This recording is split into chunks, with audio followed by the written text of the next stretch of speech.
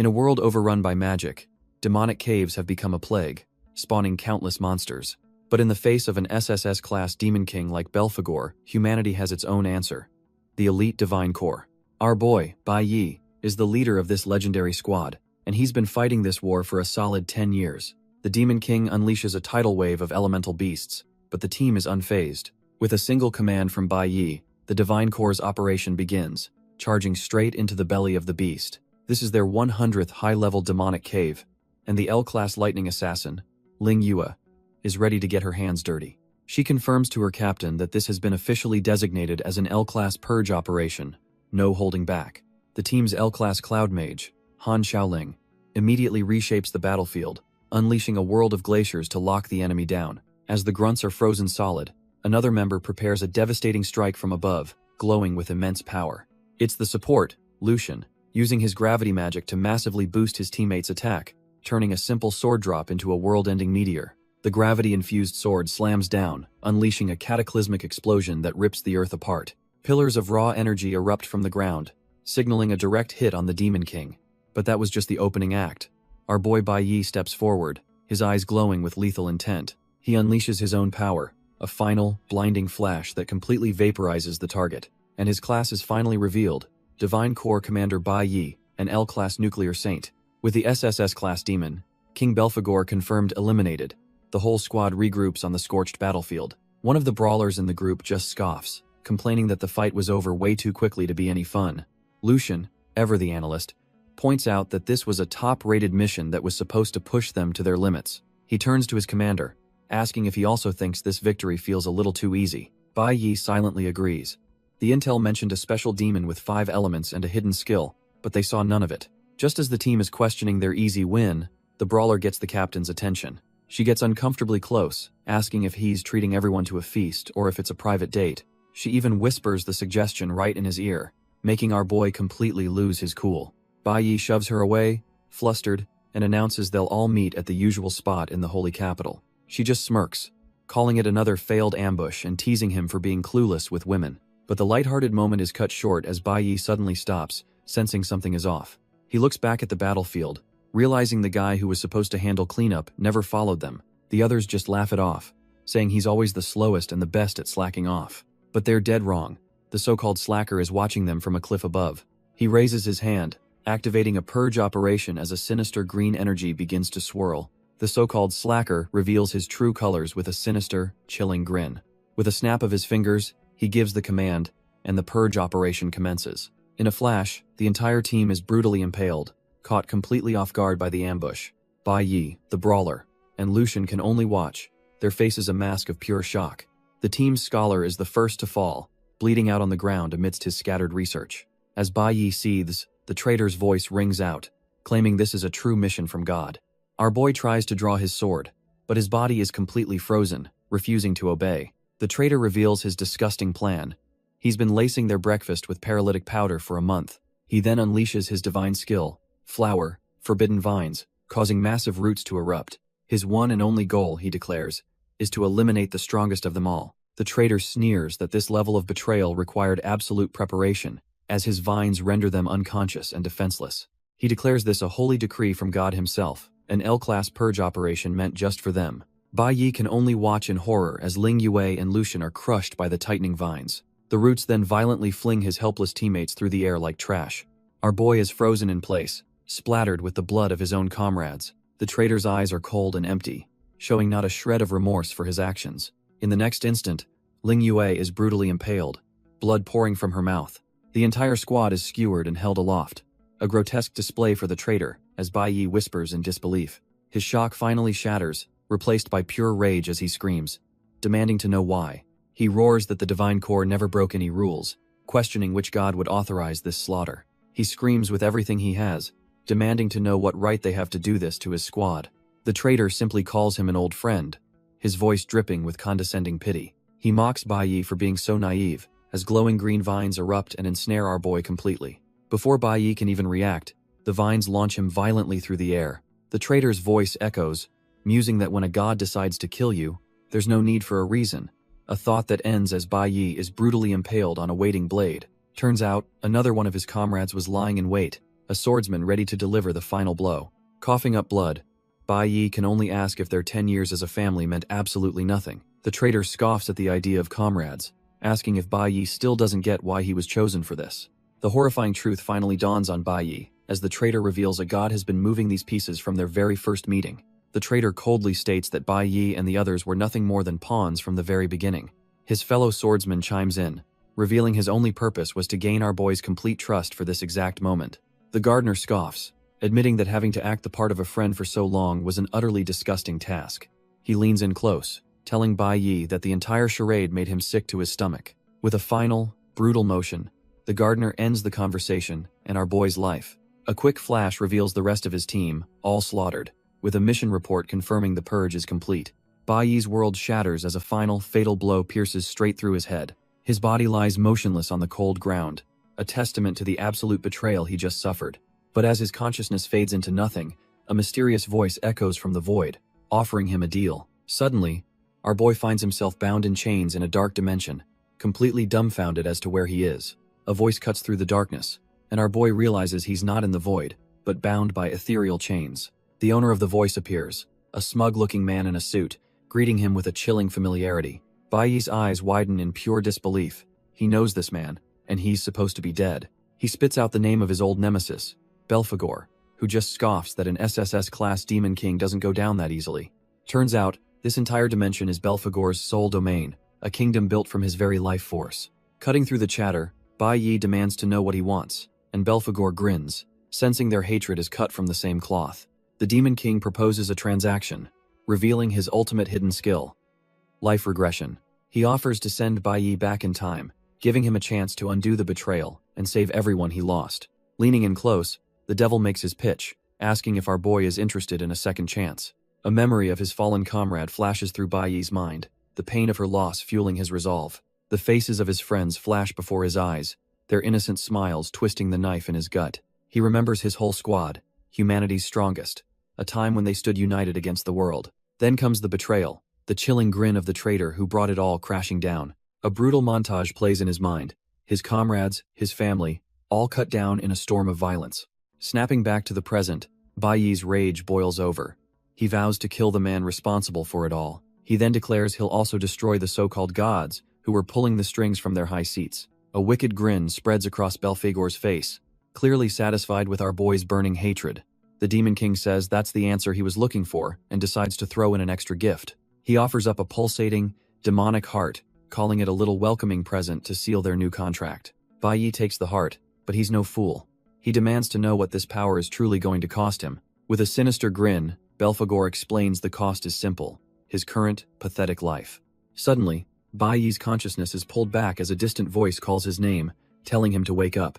A woman's sharp voice cuts through the haze, yelling for him to get on his feet in what looks like a classroom. Our boy's eyes fly open in disbelief. The Demon King wasn't lying, he really came back. He stares down at his own hands, no longer the calloused limbs of a seasoned warrior, but those of a teenager. The realization hits him like a truck. He's been sent back to the time before he even awakened his powers. His teacher, a woman he hasn't seen in years, is absolutely fuming, scolding him for napping before the awakening ceremony. Dumbfounded, he looks up at Teacher Huang, a ghost from a past he thought was long gone. It all clicks into place. He's not just dreaming. He's actually returned to his middle school days. As he gets to his feet, he understands this was Belphegor's power, a complete rebirth into his past self. He looks around the classroom, his mind still reeling from the fact that this impossible situation is actually real. Our boy stands, a bittersweet feeling washing over him as he sees classmates he hasn't laid eyes on in nearly 20 years. Teacher Huang slams her foot on a desk, her voice cutting through the chatter as she demands everyone's complete attention. She begins her lecture on the 5 core elemental powers of the world: lightning, flower, cloud, nuclear, and stellar. Bai Yi listens intently, already knowing the fundamental rule that every awakened person can only ever possess one element. To demonstrate, she proudly flexes her own power, manifesting the rare cloud element as a shimmering ice crystal. She explains these elements are further classified into 3 roles: combat, support, and special, which combine to form countless professions. Teacher Huang even hypes up the school's strongest team, a legendary lineup of 4 different elemental masters. She tells the students they're already elites among millions just for having the potential to awaken their powers. But the real challenge starts now, as their future professions will be ranked from the trash tier dust to the godlike celestial. Teacher Huang drives the point home, telling them that each and every one of them is on the cusp of their destiny. The pressure is immense. She reminds them they only get one single chance to awaken their power. She declares that what happens this afternoon will determine their entire future status in this brutal world. The scene shifts to our boy, Bai Yi, who's already seen this song and dance before. He's walking through the school grounds, lost in thought, finding the whole situation deeply nostalgic. Turns out, this is the very same place where he first awakened his own legendary powers. His trip down memory lane is cut short when he sees a poor four-eyed kid getting tossed aside. Bai Yi just scoffs, completely unimpressed by the trash-tier bullies picking on the weak. The lead punk sneers at the fallen student, calling him useless for relying on an artificial awakening. He then grinds his foot on the kid's hand, daring Bai Yi for blocking his path and acting tough before he's even awakened. The punk, Hong Chang Sheng, gloats that with his rare red-tier awakening, everyone else is just an insect to him. The terrified student immediately apologizes and hands over his money, which seems to satisfy the bully for a moment. But our boy Bai Yi is watching from a distance, and a flicker of recognition crosses his face. This punk was a problem in his past life too. He muses that some people are just cut from a different cloth, always looking for trouble as he steps forward. Suddenly, a sharp voice cuts through the tension, telling Hong Chang Sheng, "That's enough. It's Teacher Huang," and she is absolutely livid, reminding him that this is a school, not some back alley shakedown. Hong Chang Sheng just smirks at her, casually flicking the cash he just stole. He tries to play the victim, claiming the nerdy kid was the one who bumped into his crew. So isn't it only fair, he argues, that he compensates them with some bubble tea money? Leaning in close, he asks if she wants to play hero, adding that if she wasn't so hot, he'd have used his connections to get her fired ages ago. Hong Chang Sheng just laughs it off, telling his crew they'll give the teacher face for now and back off. But as he turns to leave, his eyes lock onto Bai Yi, who's been watching the whole pathetic display. The punk grabs our boy's shoulder, demanding to know what he's staring at. Bai Yi just shoves his hand away, and the bully, dumbfounded for a second, decides to leave, promising to come back and laugh at the weaklings later. With the trash gone, Bai Yi apologizes to Teacher Huang, but she knows it wasn't his fault as she comforts the nerdy kid. A memory flashes through Bai Yi's mind. Teacher Huang always seemed tough, but she was the one who helped him the most after his awakening. Just then, a voice calls out, announcing that it's finally their class turn for the awakening chamber. As they walk, Teacher Huang gives them a final warning. Stay completely calm during the process to avoid any injuries. Our boy listens, but his mind is already elsewhere, thinking about the two different awakening methods that exist in this world. The first type, he recalls, is a natural awakening, the kind that lucky, trash-tier punks like Hong Chang Sheng get. This natural method, he muses, usually happens to those with strong bodies or natural talent, triggered by extreme emotional stress. The second type, however, is the one he's about to face, the awakening chamber. It's an artificial method, the culmination of countless scientists' work, designed to force an awakening. Inside, the chamber violently stimulates a person's emotions and adrenaline, pushing them to their absolute limit. This process forcibly unlocks their latent potential, manifesting their hidden powers. The problem is, you only get one shot, and the result is completely random, locking you into a profession for life. Just then, a student stumbles out, ecstatic that he managed to get a blue-tier ember profession, and Teacher Huang tells him to go rest. Bai Yi watches on, knowing this is why the awakening is called life's only reset button, a single moment that defines your future. The newly awakened student smirks at our boy, smugly telling him that he's up next. Teacher Huang cuts in, grabbing Bai Yi's attention with a stern warning to focus and not slack off like he does in class. Bai Yi calmly tells his teacher he knows, but his mind is already light years ahead of her lecture. He remembers his past life, where he awakened as a trash-tier E-rank nuclear warrior, leading to endless bullying. It wasn't until he reached the pinnacle of S-rank that he finally unlocked his true, rare potential. Stepping into the chamber, he wonders what profession he'll get this time, certain he at least has the nuclear element. But as the awakening begins, he feels a strange pressure building, something different from before. A cold sweat drips down his face as his body starts reacting violently to the process. Suddenly, a system notification pops up. Dumbfounded, he sees it has detected not one, but 5 elements within him. An unbearable heat surges through his body as he struggles to understand what's happening. His eyes widen in shock as a new message declares the infinite awakening system has been activated. A massive screen appears before him, revealing he possesses 5 elemental types and can choose any class he wants. The system explains that once he accumulates enough power for an element, he can get a whole new class.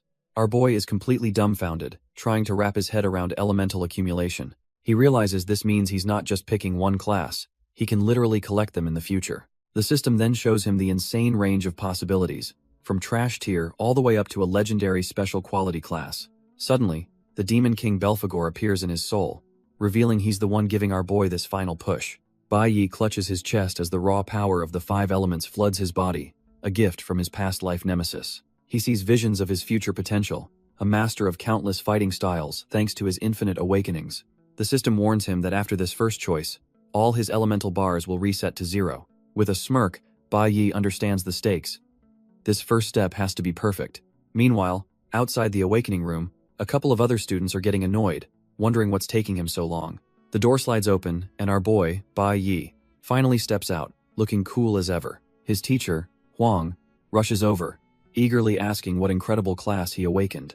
But Bai Yi puts on a somber face, telling her he's sorry to be such a disappointment. With a wicked grin, he reveals he awakened as a nucleo warrior, the absolute worst of the green quality classes. The hope instantly drains from teacher Huang's face. She was clearly expecting a prodigy. Still, she tries to cheer him up, insisting that even low rankers can become legends if they don't give up. Bai Yi just plays along with the pity party, telling her she doesn't have to try and comfort him.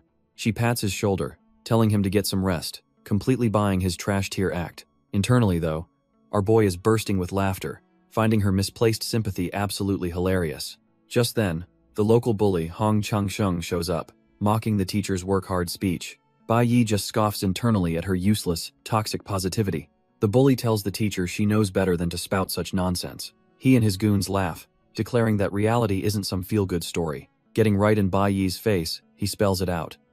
Being dust rank means you're absolute trash. He sneers that the gods only choose the strong, leaving the weak to be humiliated. But the mention of God strikes a nerve with Bai Yi, whose eyes flash with a hidden fire. Teacher Huang steps in, demanding to know why he's here, but he just grins and reminds her of the new seating rule for dust ranks. Our boy plays dumb and asks why that is, forcing the teacher to confront the unfair system. The bully explains that this is just how society works. No power, no background, no future. He lays out the brutal truth. The strong get all the resources, while the weak are doomed to be bottom feeders from the start. Hong Changsheng mocks the very idea of a dust rank changing their fate, asking if anyone actually believes that garbage. Teacher Huang adds to the bleak outlook, stating that one's future is decided at birth, and this academy is just a microcosm of that truth. He then gets right in her face, taunting her for being a glimmer rank and nothing more than a useless salaried worker. Turning back to Bai Yi, he says dust ranks should just go home and stop wasting the government's resources. But before he can finish his tirade, a hand suddenly clamps down hard on his drink. In a flash, our boy smashes the entire cup right into the bully's face, leaving him completely stunned. The sticky liquid drips down Hong Changsheng's face as the shock begins to wear off. He stumbles back in a rage, demanding to know what the hell Bai Yi thinks he's doing. Bai Yi calmly wipes his hand on his uniform, stating coldly that he just doesn't like listening to him talk. Instead of being intimidated, the bully just lets out a maniacal laugh, absolutely furious and ready for a fight. Enraged, Hong Changsheng screams and throws a punch, his fist crackling with purple energy. But our boy reacts in a flash, shoving the nerdy student he was bullying out of the way. The bully unleashes his Starthorn strike, sneering that this trash tier is courting death. Bai Yi's golden eyes just narrow, completely unfazed by the incoming E-rank attack. He materializes a golden blade out of thin air, effortlessly blocking the strike.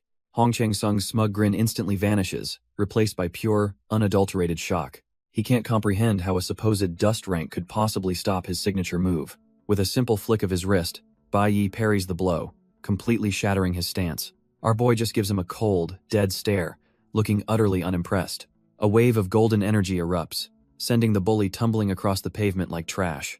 The bully and his entire crew are left scattered on the ground, and even the teacher is on her knees in shock. Hong Changsheng coughs up a mouthful of blood, the impact rattling his entire body. His mind is completely broken, unable to process how a dust rank could possess such overwhelming power. All he can think is what, as he stares at our boy standing there, radiating a calm, golden aura. Bai Yi just stands there, unfazed, while the entire area is in an uproar over what just happened. The onlookers are completely losing their minds, shouting in confusion about how he pulled that off. Bai Yi calmly explains that he chose this nucleo warrior class himself, a path that grants him a basic light sword. He then smirks, adding that he's simply used to this kind of power. But the bully's ego is too big to accept defeat. He staggers up, laughing like a madman and claiming it was just a lucky dodge. He roars that he's a rare abyss rank, a completely different breed from trash tier nobodies like Bai Yi. But from the sidelines, Teacher Huang knows that what just happened was absolutely not luck. Her eyes widen in shock as she realizes he used a top-tier movement skill exclusive to the warrior class.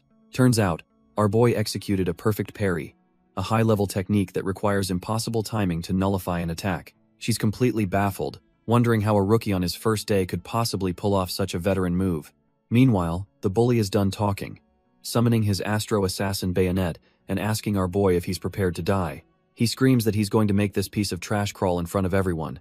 Bai Yi just smirks, coolly stating that of course he has his reasons for choosing this supposedly weakest class.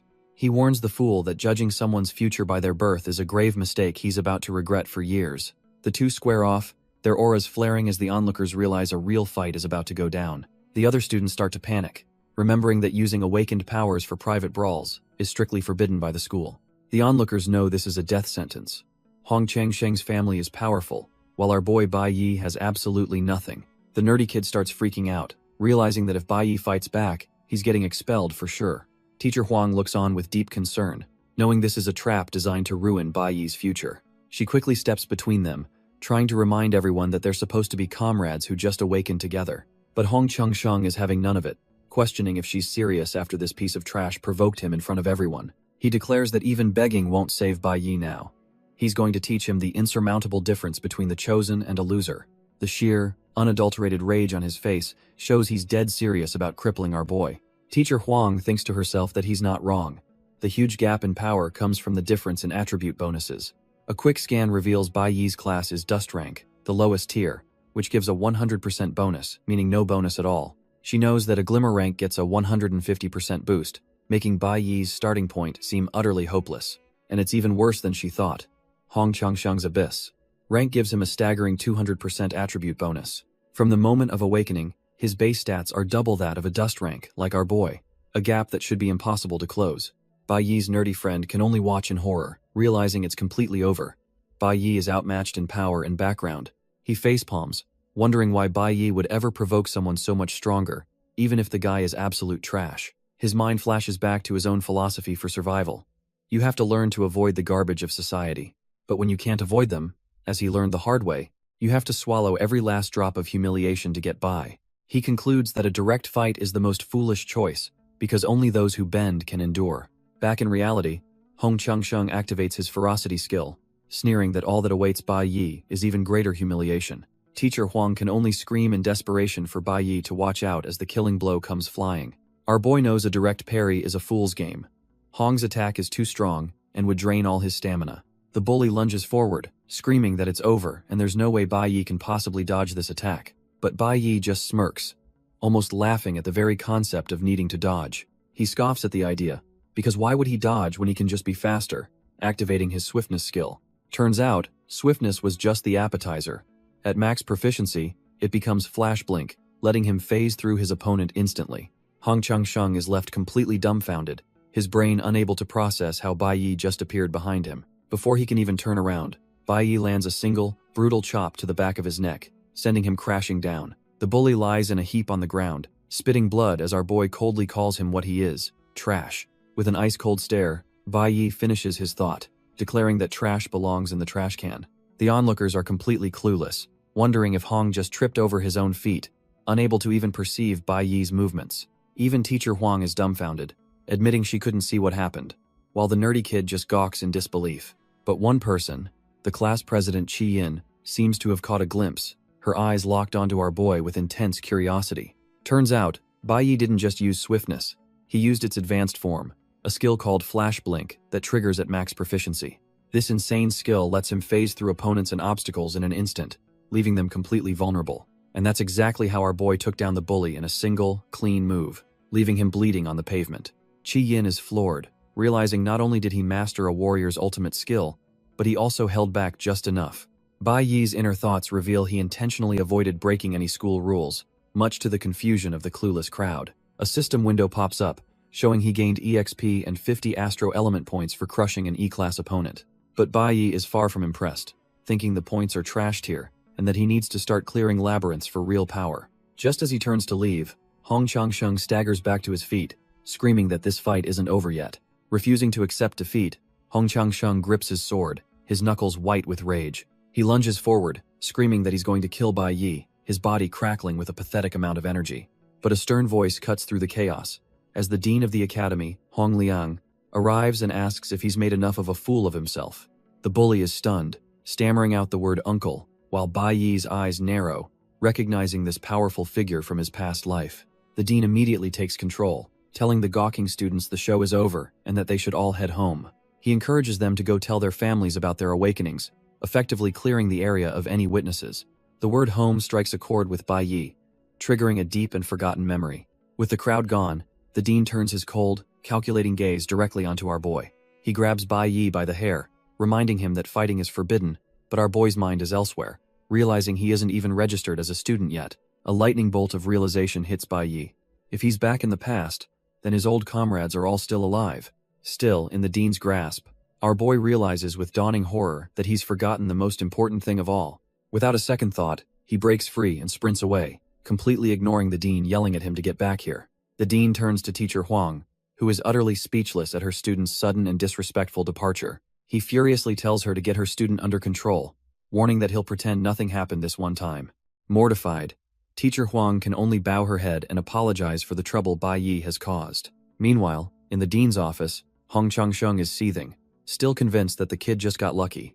Hess absolutely fuming, refusing to believe there's any way he could have lost to some trash-tier nobody. Slamming his fist on the desk, he yells that the whole situation is complete bullshit. But his uncle, the dean, calmly asks if he has any idea what that kid actually did to him the moment he charged. He reveals that our boy didn't just dodge, he used the high-level assassin skill, Flash Blink. The dean explains that in the split second before contact, our boy found the single weakest point in his defense and struck it with absolute precision.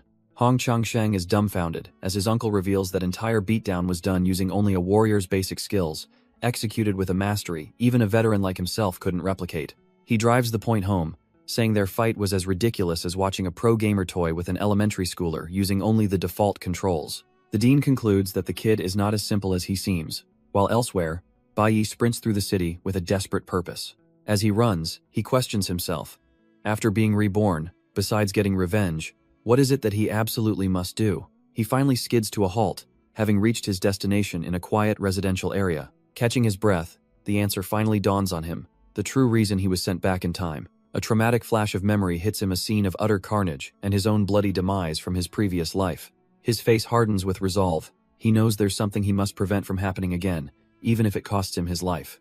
The scene shifts to an unknown man watching TV, completely oblivious to the fact that the clock is ticking down to a catastrophic event. The man, who we now see as Bai Yi's father, is just laughing his head off at some show on TV, completely oblivious. In the kitchen, his mother is quietly washing dishes, the very picture of the peaceful life Bai Yi lost. But that peace is about to be shattered from the inside out, as Bai Yi himself appears at the window, staring in. His father spots him, casually remarking that he's back from school a bit early today. For Bai Yi, though, this isn't just coming home. His fists are clenched with the weight of a grim future. He gazes at his mother, and the reality of seeing her again alive and unharmed hits him like a freight train. Overwhelmed with emotion, he can barely process that his mom is standing right in front of him. She turns with a gentle smile, telling him she's so glad he's alive, a line that cuts deeper than she could ever know. In a simple, loving gesture, she offers him a plate of food, a kindness he thought was gone forever. Using sign language, she lets him know she made his favorite noodles, and the weight of what he has to protect crashes down on him. With a grim resolve, our boy knows he has to change the course of this day, starting with one small detail. He puts on a brave face and tells his mom he wants to eat pickled fish, a request that's more than just a craving. His mother gently signs back that maybe they can have it tomorrow since she's already made noodles.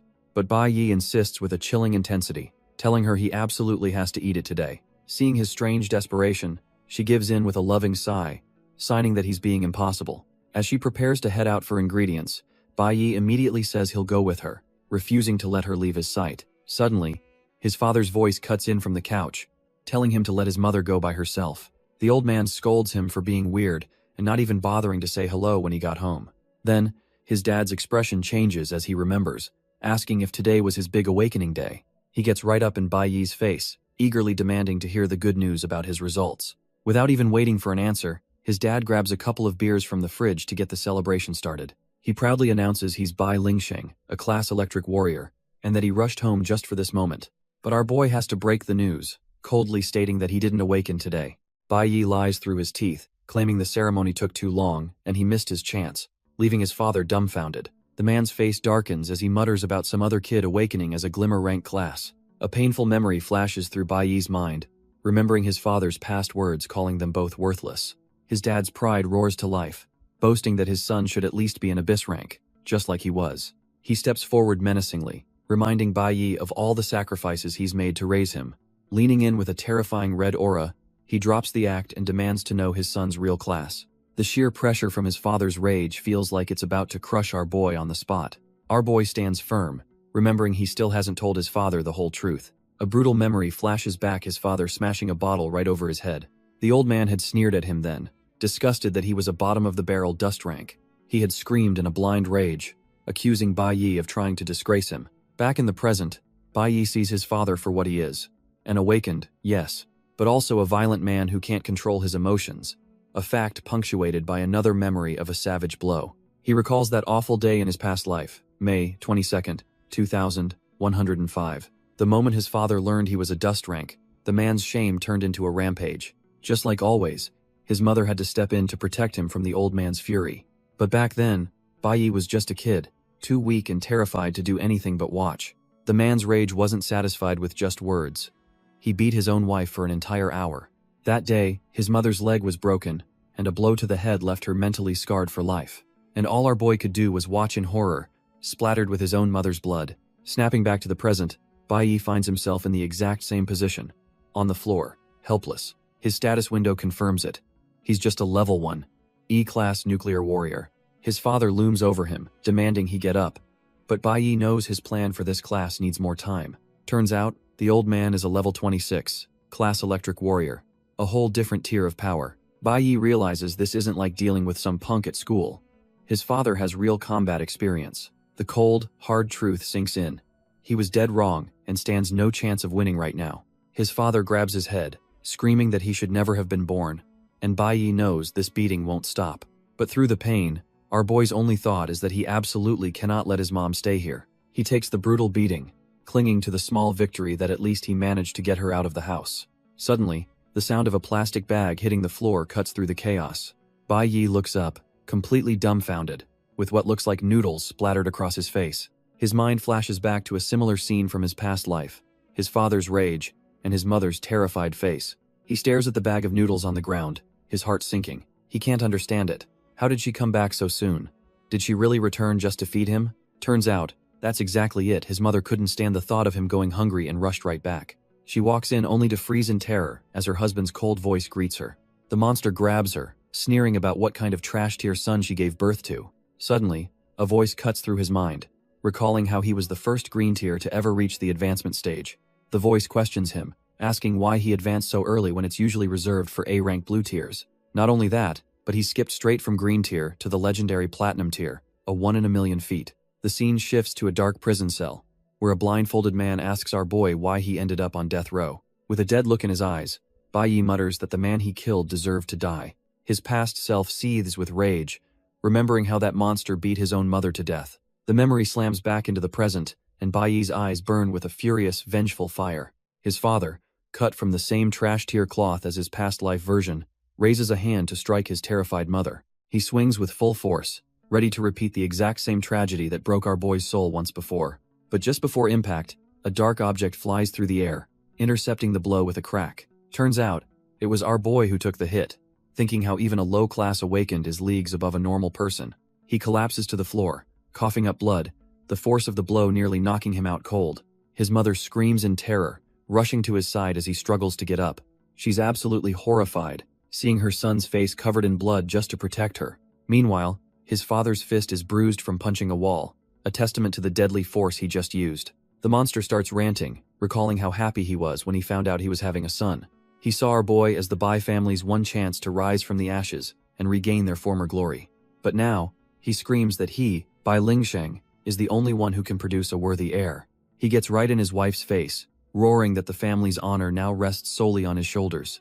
His eyes glow with a furious red energy as he questions why fate gave him such a useless son. He screams that it's all her fault, blaming her trashy genes for giving him such a useless son. Completely unhinged, he raises his hand to strike his wife down for this perceived failure. She flinches, bracing for the inevitable impact as his crackling red energy surrounds her. But just then, a new skill activates for our boy.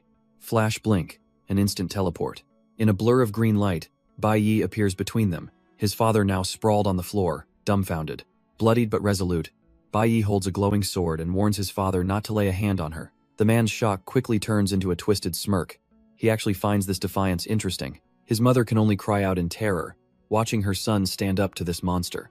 A crazed grin spreads across his father's face as he notes that our boy has finally grown up. The standoff begins, with Bai Yi protecting his mother while his father powers up, ready for round 2. With his mother behind him, Bai Yi steels himself, knowing he just needs to stall for a little more time. His father lunges forward in a blur of red energy, and our boy's only instinct is to block the incoming attack.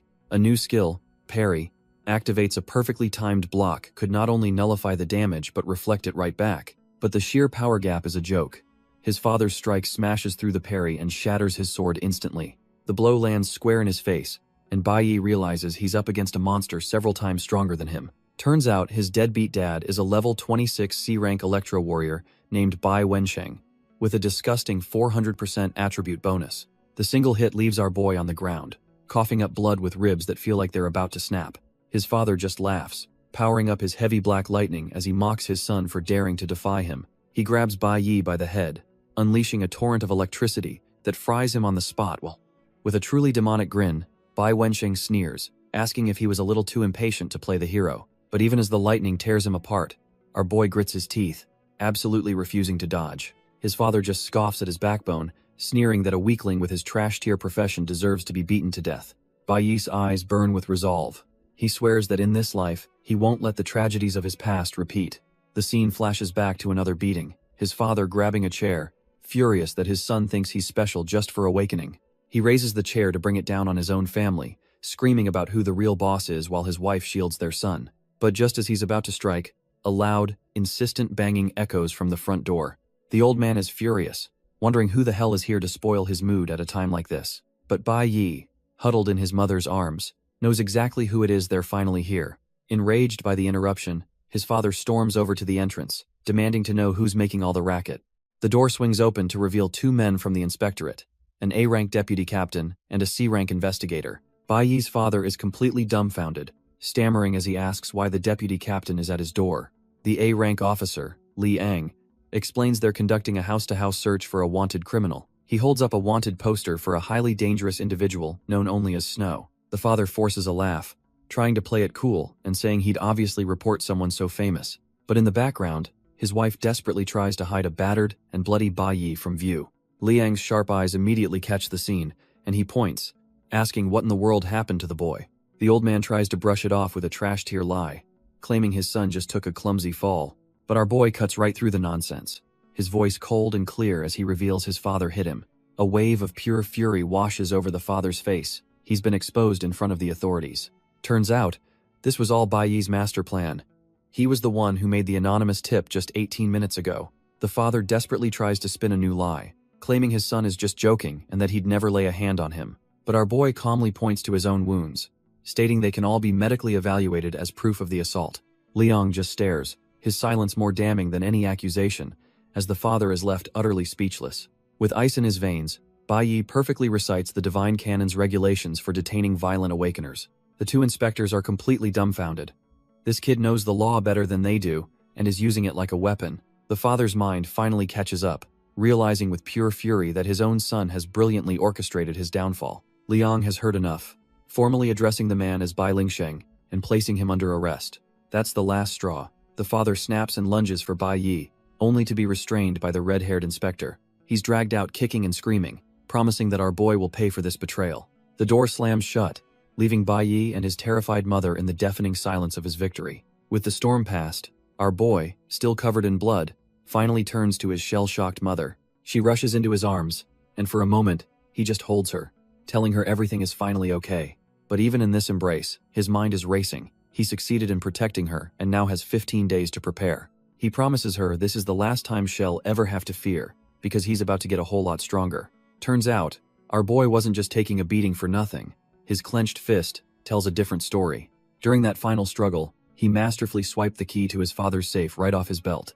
Now, the small golden key rests in his bloody hand, the real prize from this whole ordeal. This key unlocks the very treasure that let his trash-tier father betray his team and jump from E rank to C rank.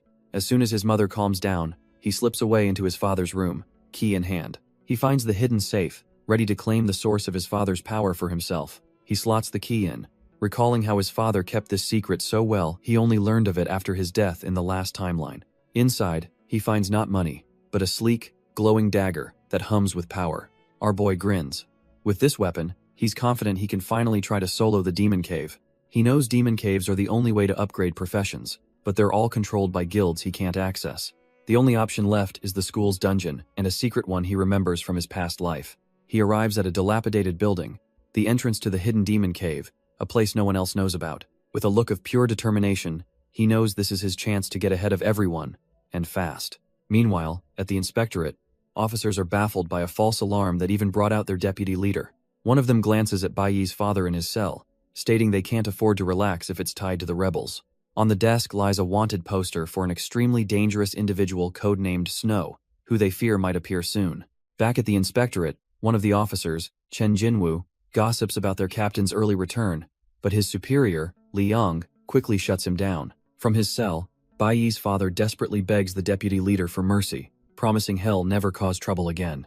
He even tries a pathetic bribe, mentioning a top-tier postpartum care center he could get a deal on for the deputy leader's wife. Li Yong is completely unimpressed, questioning why a former guild member would stoop to bribing the inspectorate. He tells the man to think long and hard about the choices that landed him in a cage before walking away without a second glance. Left alone, Bai Yi's father trembles, the harsh reality of his situation finally sinking in.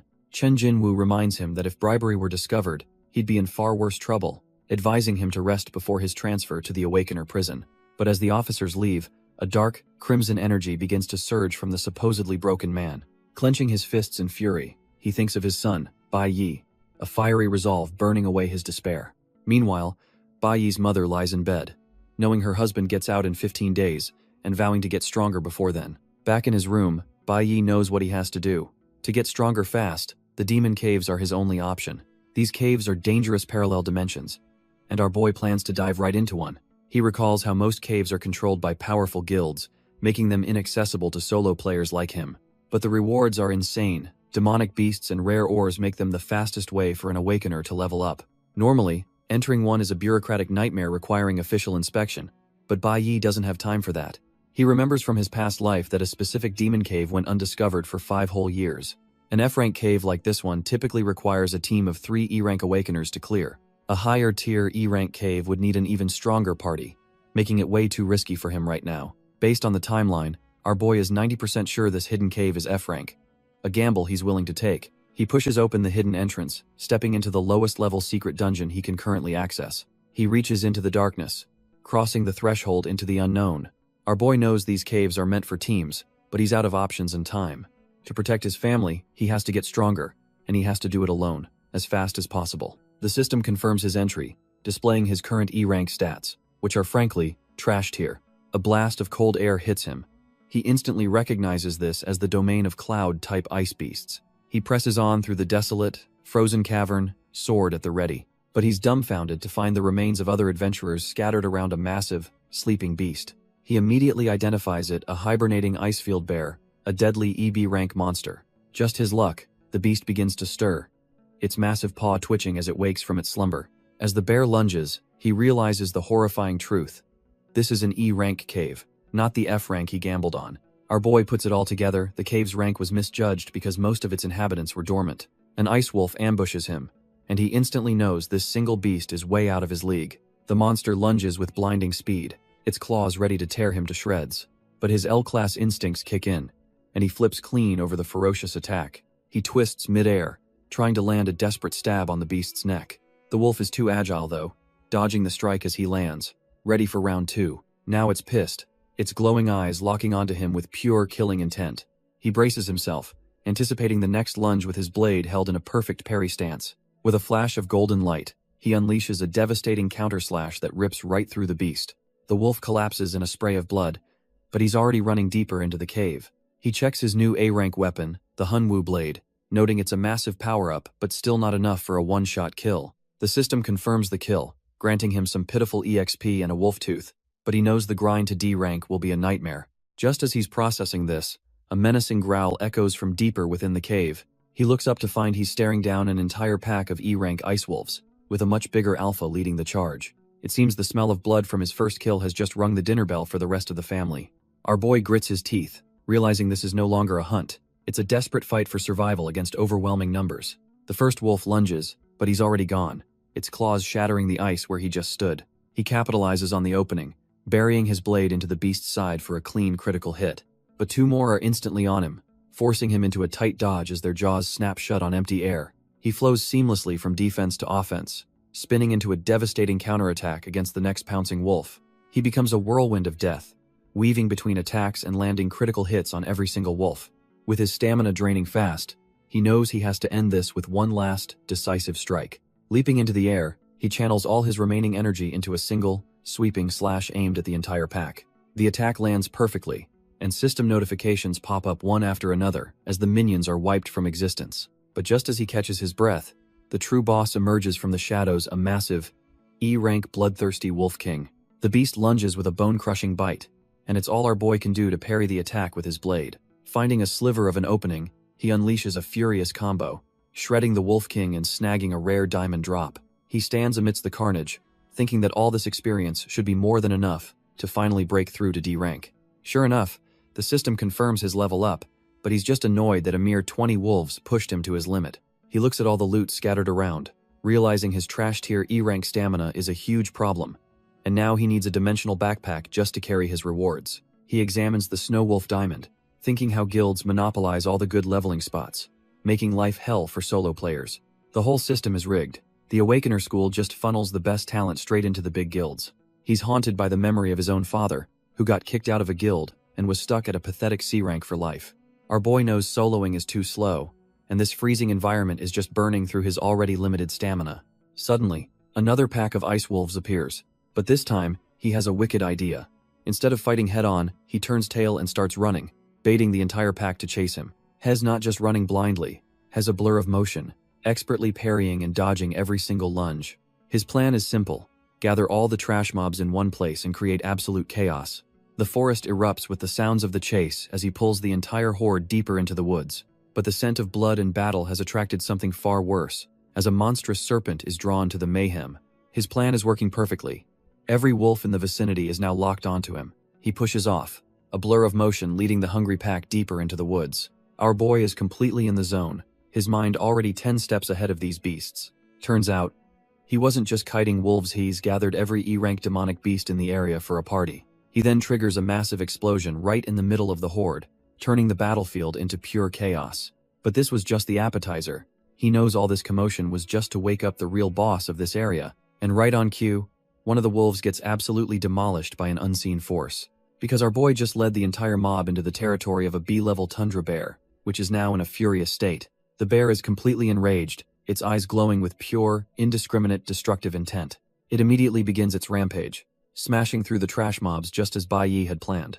While the bear rampages, our boy is having a field day, racking up kills and loot from the stragglers. His strategy is simple: let the big guys fight while he just dodges and cleans up the mess. He's a blur of motion, stacking up experience and valuable materials with every single strike. Thanks to the brainless beasts and the rampaging bear, he dings a level up to E-rank 4. He muses that the bear not only drew all the aggro but saved him a massive amount of stamina. But he knows for the EXP to count, he's gotta be the one to deliver the final killing blow. With the bear's rampage finally over, the remaining horde of beasts turns its full attention to him. Hes completely gassed, realizing that even with the bear's help, this fight has pushed him to his limits. But our boy gets back on his feet, sword at the ready, announcing it's time for the next phase. He faces the last of the wolves alone, knowing the bear has done all it can and is now out of the fight.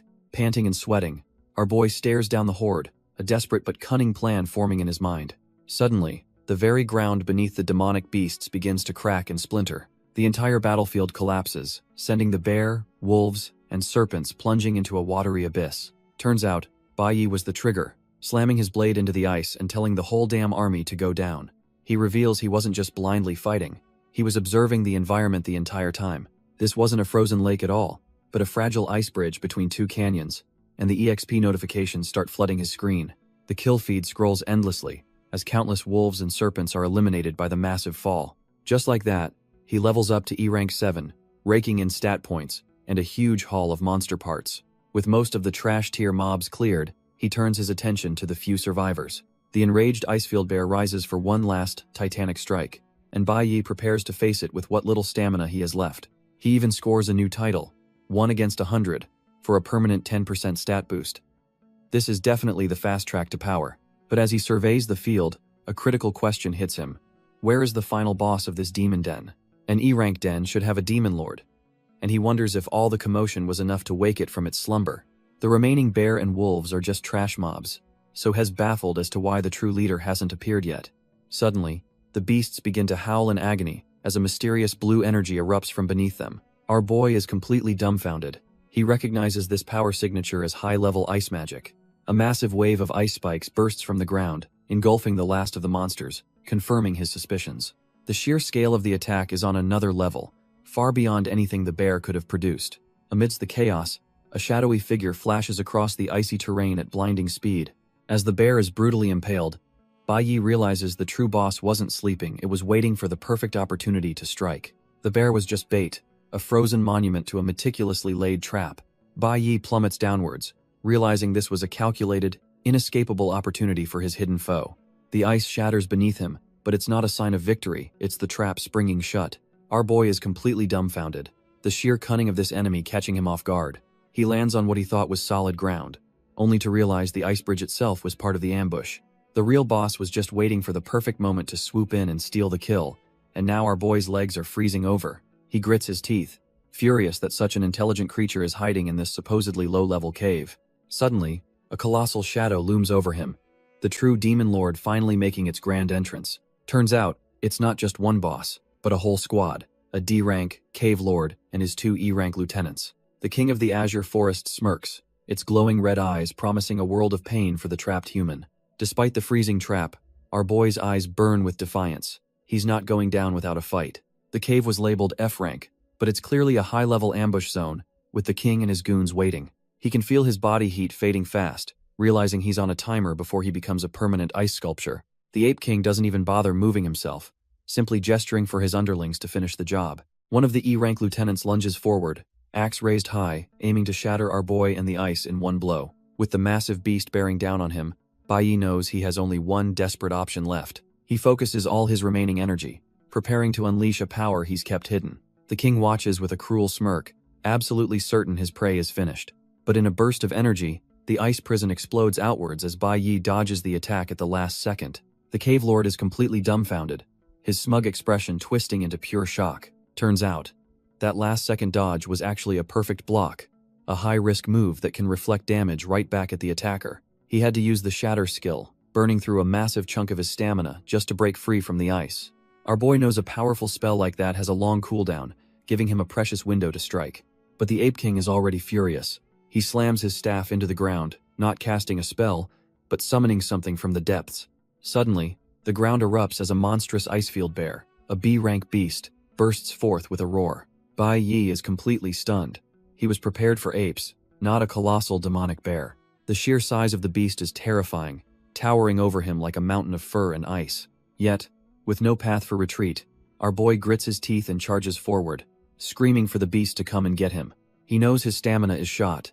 Fighting the 2 lieutenants and this monster head on would be suicide. Turns out, the Ape King wasn't just summoning one beast. He brought his entire tier army to the party. With no time to waste, our boy makes the first move, his blade flashing across the ice to meet the oncoming horde. He barely parries a brutal strike from a lieutenant, the grim reality hitting him that his chances of winning this are absolute zero. The 2 hulking ape warriors immediately close in, boxing him in with their overwhelming size and strength. They give him no room to breathe, unleashing a relentless flurry of savage attacks. He desperately dodges and weaves, his stamina already hitting rock bottom as he avoids a crushing blow. Hez completely gasped, realizing with dread that he can't even muster the strength to stand properly. And as if on cue, the colossal Icefield Bear sees its opening and charges in for the final kill. But even on the brink of death, the defiant fire in his eyes refuses to be extinguished. He grits his teeth and braces for impact as the mountain of fur and ice descends to crush him. Just as the bear is about to hit, a massive beam of energy erupts from the cave lord, narrowly missing our boy. Bai Yi grits his teeth, the sheer pressure of the attack forcing him to his knees. His inner voice screams at him, The freezing cold has pushed his stamina to its absolute limit, but the Azure Forest King just cackles, already charging up another devastating spell with malevolent green energy. The ape boss unleashes its ultimate skill, Ice Storm Raid, a colossal attack meant to wipe him off the map.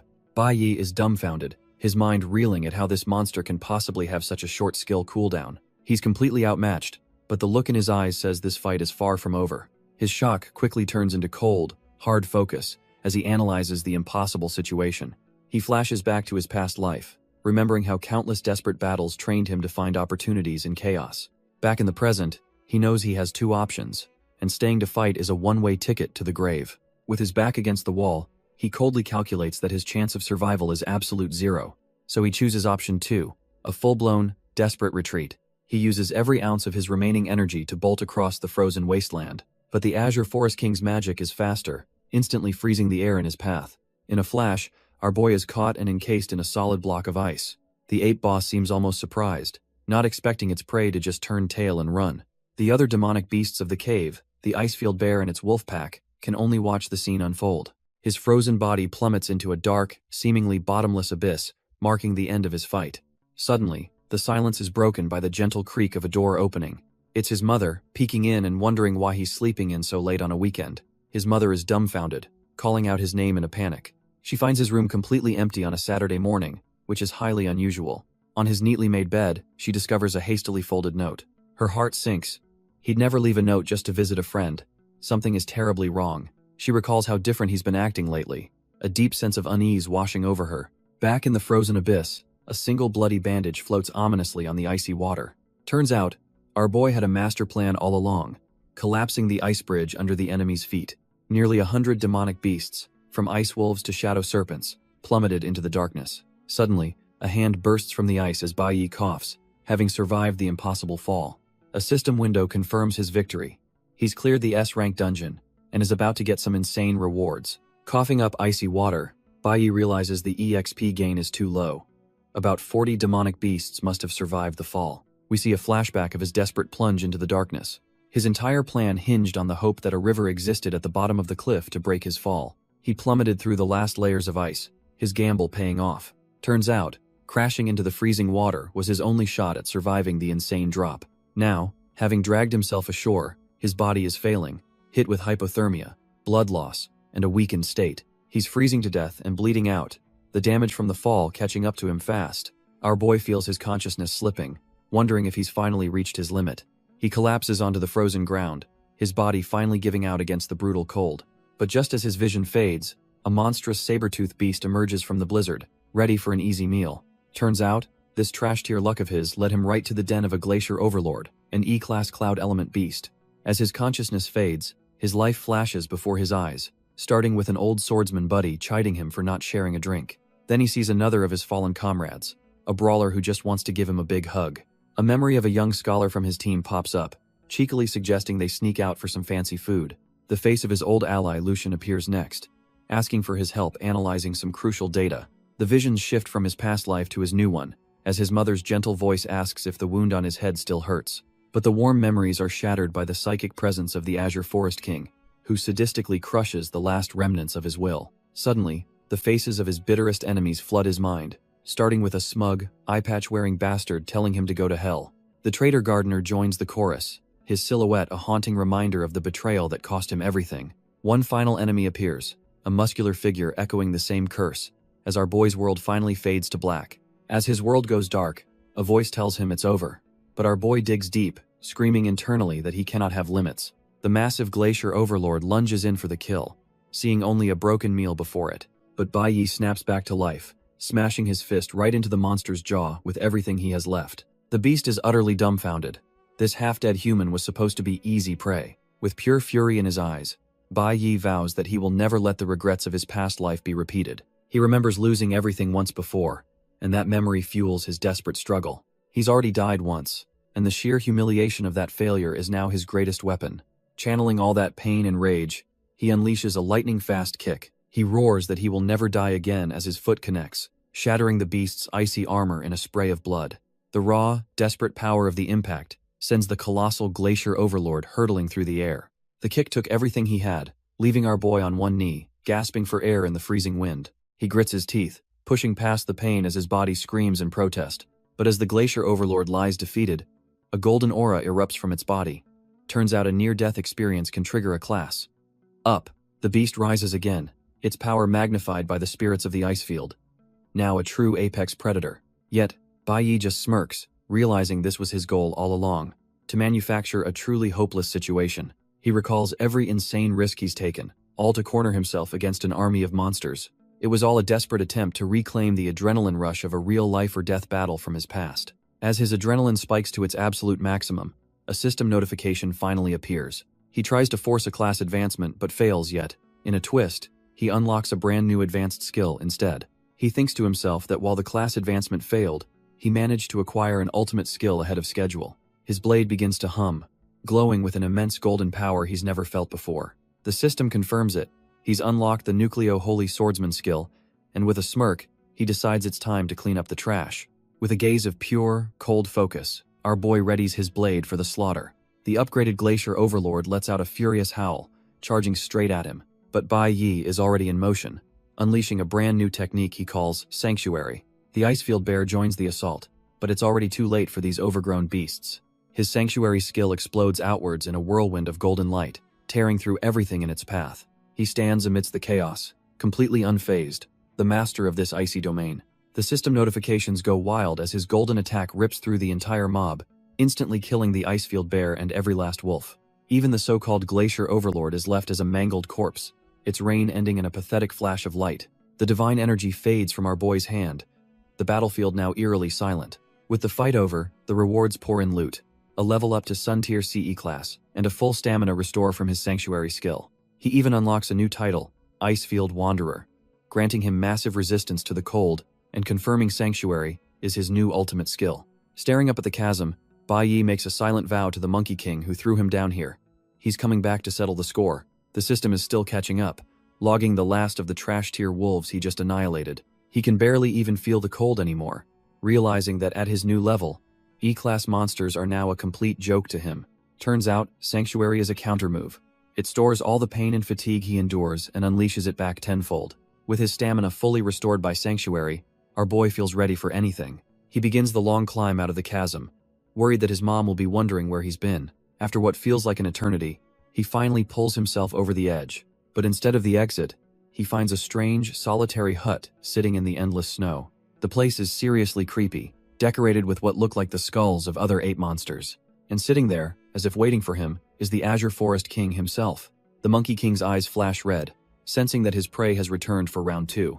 But before they can exchange pleasantries, a massive ice attack shatters the side of the hut. Turns out, Bai Yi just finished off another Icefield Bear, hit level 10, and is here to tell the Monkey King they meet again. Meanwhile, back in the real world, it's late at night, and Bai Yi's mother anxiously waits by the window. She's worried sick, wondering why her son hasn't returned home yet. A full dinner sits on the table getting cold, as she just prays that he's okay. The scene snaps back to the Azure Forest King, whose meditation is suddenly interrupted.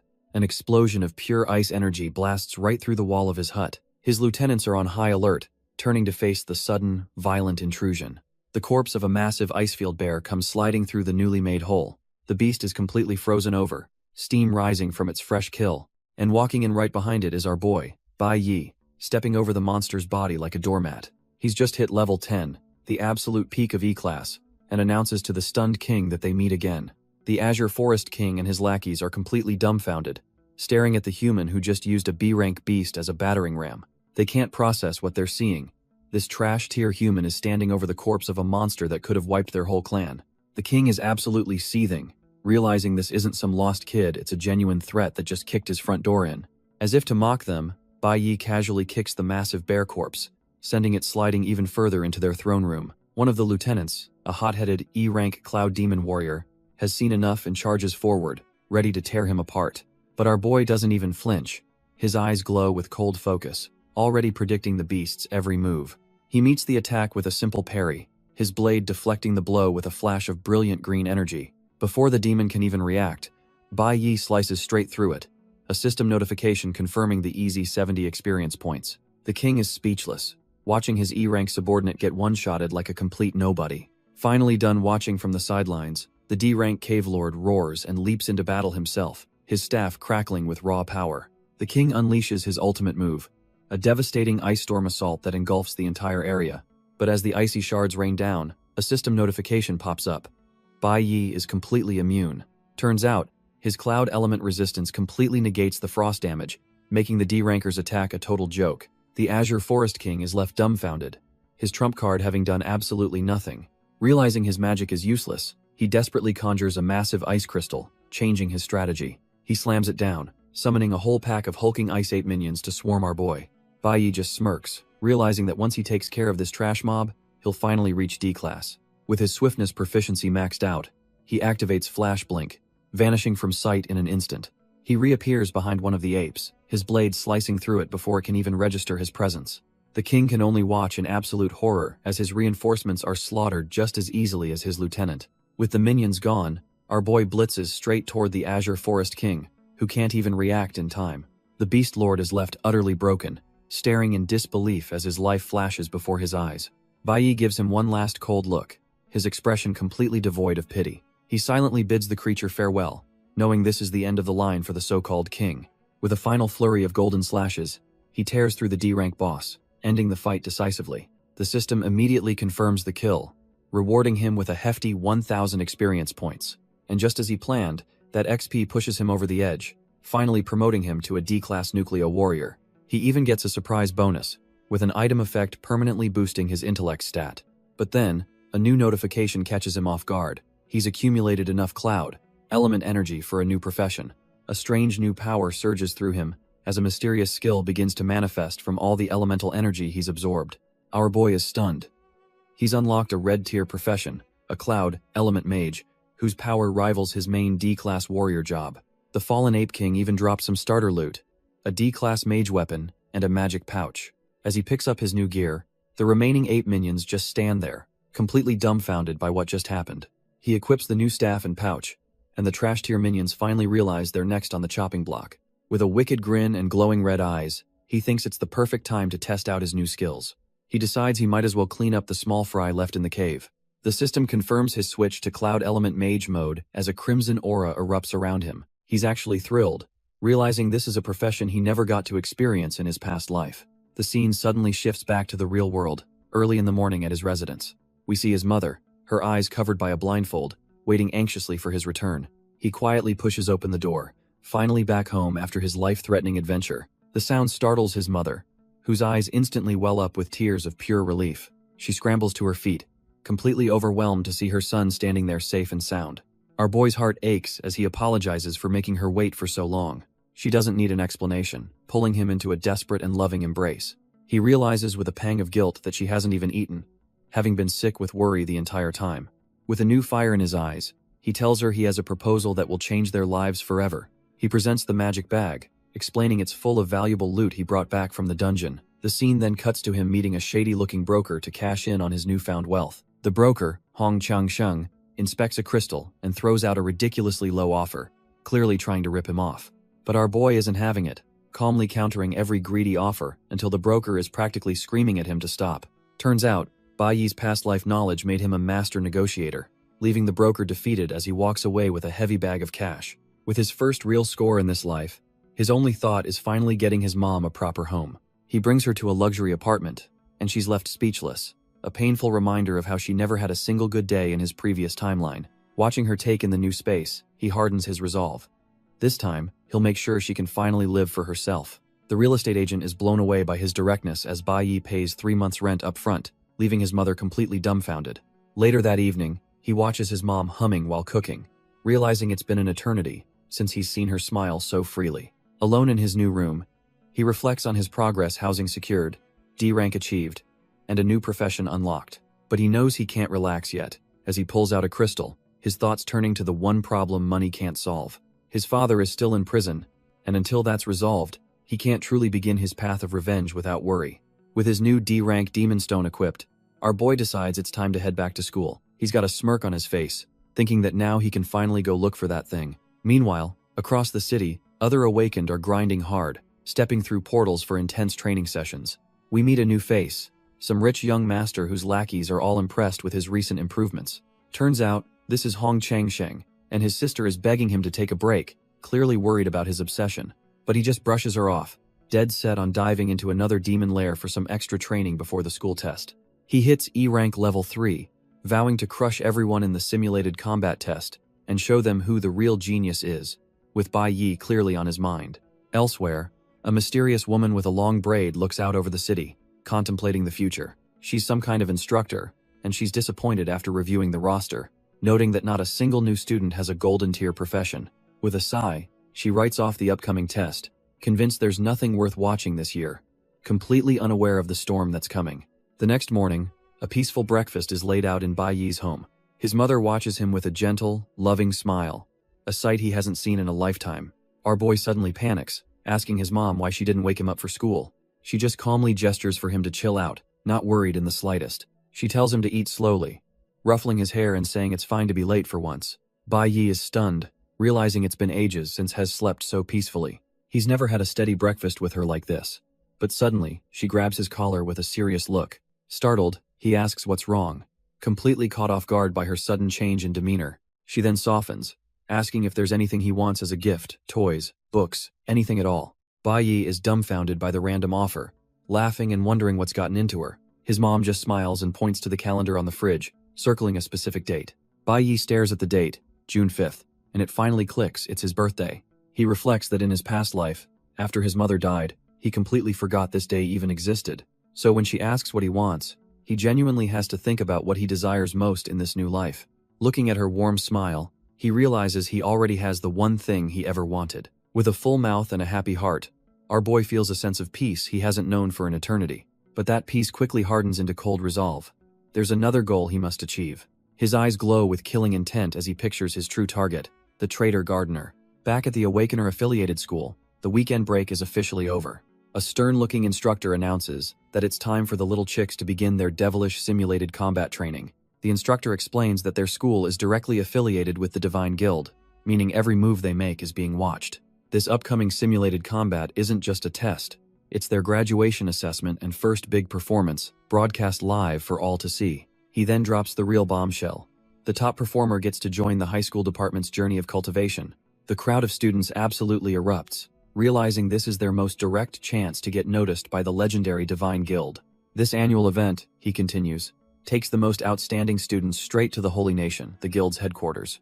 The mention of the headquarters instantly triggers something in Bai Yi, his face hardening as memories flood his mind. He remembers this is the very place where he first met his master, the man who trained him to be a weapon. But it's also the birthplace of that snake, the traitor gardener, who had no connection to his master until joining the Divine Legion. With his eyes glowing, Bai Yi realizes his path is clear. He must get a high score and join that journey to find his target. While the other students are just a bundle of nerves and excitement about fighting in the demon's den, our boy is locked in on his mission. The combat instructor kicks things off, announcing that the first stage of their official training is about to begin. He leads them to a gravity room, ordering 10 sets of shuttle runs, but one overzealous student yells he's going for 20. Bai Yi, however, is completely unfazed. This kind of basic training is a waste of his precious time. As the other students obediently file into the room, our boy decides he's not going to play along. He steps forward, stopping the instructor and calmly stating that he has no intention of using this training room. His classmates, including Qi Yin, are completely dumbfounded by his sudden defiance. The instructor turns, a flicker of recognition in his eyes as he finally places the student's face. He smirks, mentioning he heard about the fight with Hong Chang-sheng and assumes our boy is getting arrogant. But Bai Yi clarifies his point. He doesn't want to skip training. He wants something far more specialized. The instructor's face darkens, taking it as a personal insult and questioning if Bai Yi thinks his methods are flawed. Bai Yi calmly schools him, explaining that while physical conditioning is fine, shuttle runs are only useful for speed-based classes like warriors and assassins. He continues his lecture, stating that mages and enchanters need to focus on elemental control and that a one-size-fits-all approach is fundamentally flawed. The instructor's face twists with rage, his aura flaring as he accuses our boy of trying to teach him how to do his job. Watching from the side, Qi Yin is stunned. She realizes the training method Bai Yi is describing is the exact same one proposed by a legendary officer from the Divine Corps. Her mind reels, wondering how in the world Bai Yi could have come up with a cutting-edge theory that was only recently proposed by that master trainer. The nerdy student panics, trying to warn Bai Yi to show some respect to the school's most authoritative trainer before he gets himself killed. But it's too late. The instructor looms over our boy, his hand clamping down on his shoulder as the tension skyrockets. In a shocking twist, the instructor's menacing glare melts into a wide, impressed grin, admitting that the training method sounds incredibly interesting. The nerdy student nearly collapses in relief, thankful that his friend wasn't just beaten to a pulp. The instructor gets serious, admitting Bai Yi is right but explaining the harsh reality. With so many students, he can't risk their graduation scores by experimenting. The instructor internally admits he's facing a classic teacher's dilemma: play it safe or let a student forge their own path. Bai Yi reflects that while his past life's family was trashed here, he was lucky to have good teachers who kept him from becoming twisted. Looking the instructor in the eye, our boy promises he won't be let down and asks for his trust for the upcoming graduation performance. The instructor caves, asking how a nuclear warrior plans to train.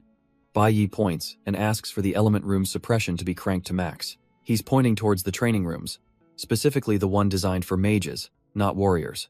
The instructor and the other students are completely dumbfounded by the insane request. Bai Yi explains he wants to challenge his weaknesses, but his inner thought reveals his real plan.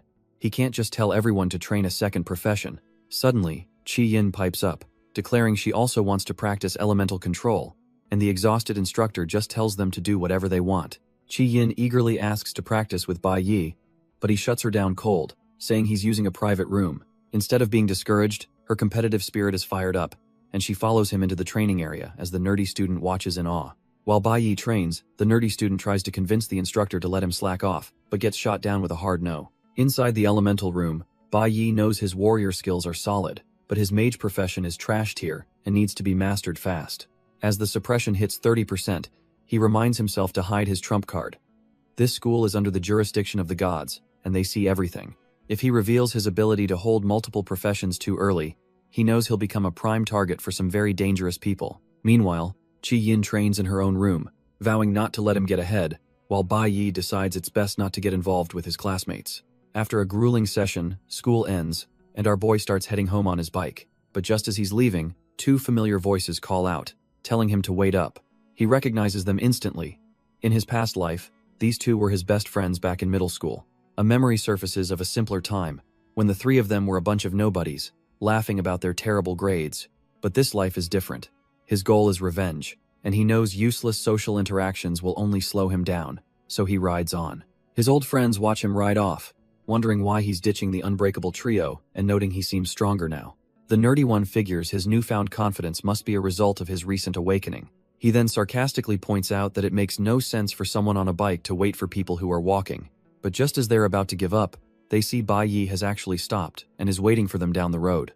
Our boy calls out to his nerdy friend, telling him he should probably get his lungs checked out sometime soon. The two are completely dumbfounded, but his energetic friend just assumes Bai Yi was waiting to go home with them after all. Bai Yi coldly shuts him down, saying they're too slow to keep up, and immediately rides away again. The friend is furious, yelling that he could be caught up if he wasn't so tired, but his buddy just deadpans that he barely did any exercise. As he rides, Bai Yi recalls the tragic truth. In his past life, his friend died from a sudden lung disease, and this was his only way to warn him. Left in the dust, his friends can only wonder why he's become such a cold-hearted jerk, even though he feels different. The nerdy friend, however, just smiles, convinced that deep down, Bai Yi is still the same person he always was. Meanwhile, at the Shenge Nation's new recruit training ground, some serious players are kicking back on the beach. A ridiculously ripped instructor mentions hearing rumors about a new Divine Guild recruit who's been performing exceptionally well. His subordinate, a guy with some wild dreadlocks, turns around and asks if he's talking about the one who shattered all the records. The dreadlocked man confirms he's here to report on that very person, playing it cool but clearly impressed. Later that evening, Bai Yi is having dinner at home, casually telling his mom not to go out alone anymore. His mother listens quietly as he promises to be home early to handle the groceries, but our boy knows this isn't enough. He's burning with a new resolve, realizing he has to provide his mom with a truly safe and stable life as soon as possible. The scene then cuts to a grim reality, an awakened prison, a place for criminals to remold for a new life. And there, looking worn down and defeated, is his father, Bai Wensheng, lining up to receive a trash-tier prison meal. Even in this hellhole, Bai Wensheng meticulously cuts his food, a man of standards even at his lowest. A guard leans in, confirming that everything is arranged. His release is set for tomorrow. Back on campus, Bai Yi has been grinding non-stop, finally getting a handle on his new mage abilities. He realizes it's not just about raw power. The key is calculating casting time and elemental output. Inspired by our boy's comeback, his friend is also pushing himself harder than ever in the training hall. But by Wednesday, things take a dark turn as his other, nerdier friend is cornered on the school grounds. The poor kid is found dangling helplessly, at the mercy of some low-life bullies. Right on cue, Bai Yi strolls onto the scene, his calm demeanor screaming that trouble is about to go down. His friends, now safe, excitedly ask him to dinner, but he has to refuse. He promised his mom he'd be home early. As he walks away, his friends are left shivering, a sudden cold washing over them from the sheer pressure he now radiates. Bai Yi casually drops some pro-tier advice, telling his friend his wind-up animation is trash tier and needs work. While his training buddy gets fired up with motivation, the nerdy friend just watches on, quietly taking it all in. The next day, that same nerdy friend is at the school hospital, where the doctor tells him he's lucky he came in early. The doctor points to the X-ray, explaining he has a parasitic lung tumor that's about to grow at an explosive rate. He's told to schedule surgery immediately, and the kid, still processing, numbly agrees to make an appointment. Suddenly, it all clicks. He remembers Bai Yi's chillingly specific warning to get his lungs checked out. Staring at the scan, he's completely dumbfounded, wondering how on earth Bai Yi could have known and what happened to our boy. He walks out of the hospital in a daze, his mind reeling from the diagnosis and his friend's impossible foresight. As he walks, he overhears some students gossiping that the golden boy, Chang Sheng, has cheated his way to class level 4. Turns out, the rich kid's family has their own private labyrinth, a cheat code for leveling that normal students could only dream of. The gossip gets even juicier as the students mention the guy who provoked Chang Sheng last weekend. They reveal that Chang Sheng, with his trash-tier temper, is planning to teach that guy a lesson after school today. The nerdy student's blood runs cold as he hears their meeting off campus, and Chang Sheng is coming armed, planning to kill him. He's hit by a wave of regret, realizing he shouldn't have provoked scum like that, and sprints off, determined to help Bai Yi. His mind races with the worst possibilities. Chang Sheng will definitely use dirty tricks or even call his cronies to jump our boy. He pushes himself to run faster, panting as he races through the school grounds. He suddenly stops, his legs trembling, realizing how useless he is in a real fight. But then a new fire ignites within him. Bai Yi saved his life, and he's ready to die to repay that debt. He arrives at a heavy, padlocked door, ready to do whatever it takes to get inside for his friend. Suddenly, a voice cuts through the tension as a teacher appears, demanding to know why he's trying to break into the armory. He remembers his principle of avoiding scum, but that's a luxury he can no longer afford. With a surge of desperate strength, he shatters the heavy padlock. He rips the armory doors open, screaming in his mind that Bai Yi saved his life. This isn't just about a debt. He's willing to die to save the friend he now considers a brother. Ignoring everything else, his hand immediately finds the handle of a massive battle axe. He hefts the ridiculously oversized weapon, his only thought being that Bai Yi has to hang on. But his escape is cut short as the armory teacher appears, demanding to know why he's breaking in. The student is dumbfounded to see Chi Yin is also there, asking him what's wrong.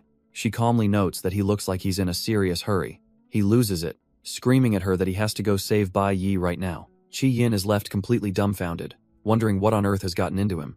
Meanwhile, our boy Bai Yi is calmly walking his bike home through a deserted back alley. He suddenly stops, knowing full well someone's been tailing him ever since he left school. A figure steps out from the shadows, and it's none other than the trash-tier assassin from before. It's Hong Chang Sheng, radiating a menacing aura and declaring he's here to settle the score from their last fight. Bai Yi just scoffs, unimpressed, and asks if he seriously thinks a little training changes anything.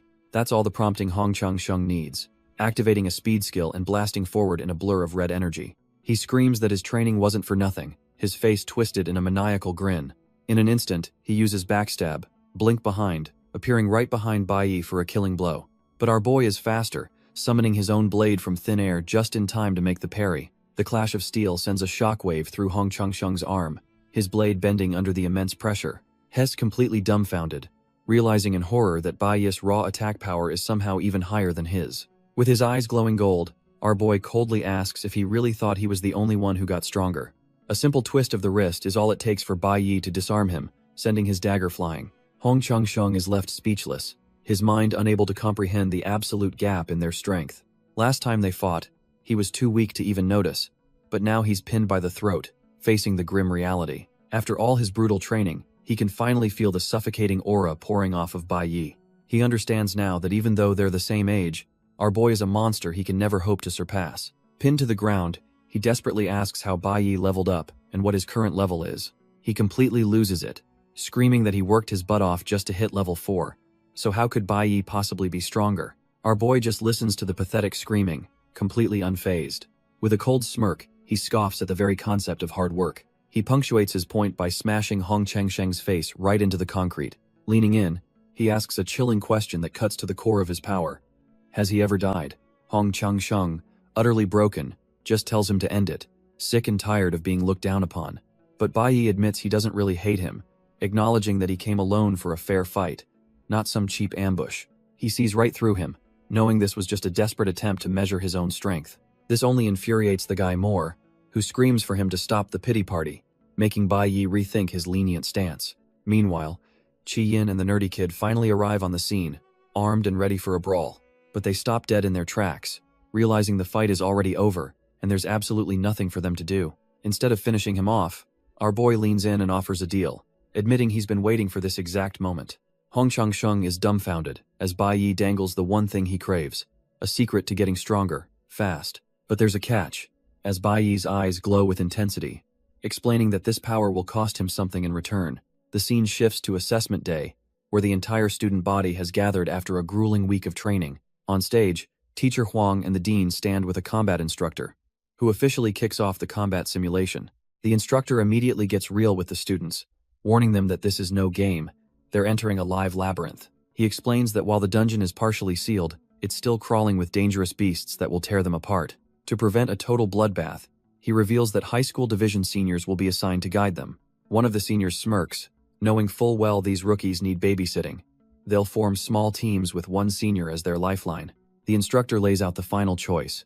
They can tackle either a trash, tier F class, or a slightly more lethal E-class instance. He warns them that the E-class dungeon is a whole different beast, not recommended for the weak-willed. And if that wasn't enough, failing the challenge means losing precious academic credits, a serious blow to their future. With the stakes laid bare, the instructor announces it's time to choose, and teams will be formed based on their selection. He then calls for a show of hands, asking who's got the guts to tackle the E-class labyrinth. As expected, the confident Qi Yin immediately raises her hand, ready for a real challenge. Hong Changsheng, not one to be outdone, also volunteers, eager to prove he's still top dog. The other students are dumbfounded, with one kid muttering that he'd totally go too if he didn't have a trash tier profession. The instructor tallies the votes, revealing only 8 brave souls chose the E-class. But Qi Yin notices our boy Bai Yi isn't one of them. Just as he's about to assign everyone else to the F-class dungeon by default, a voice cuts through the crowd.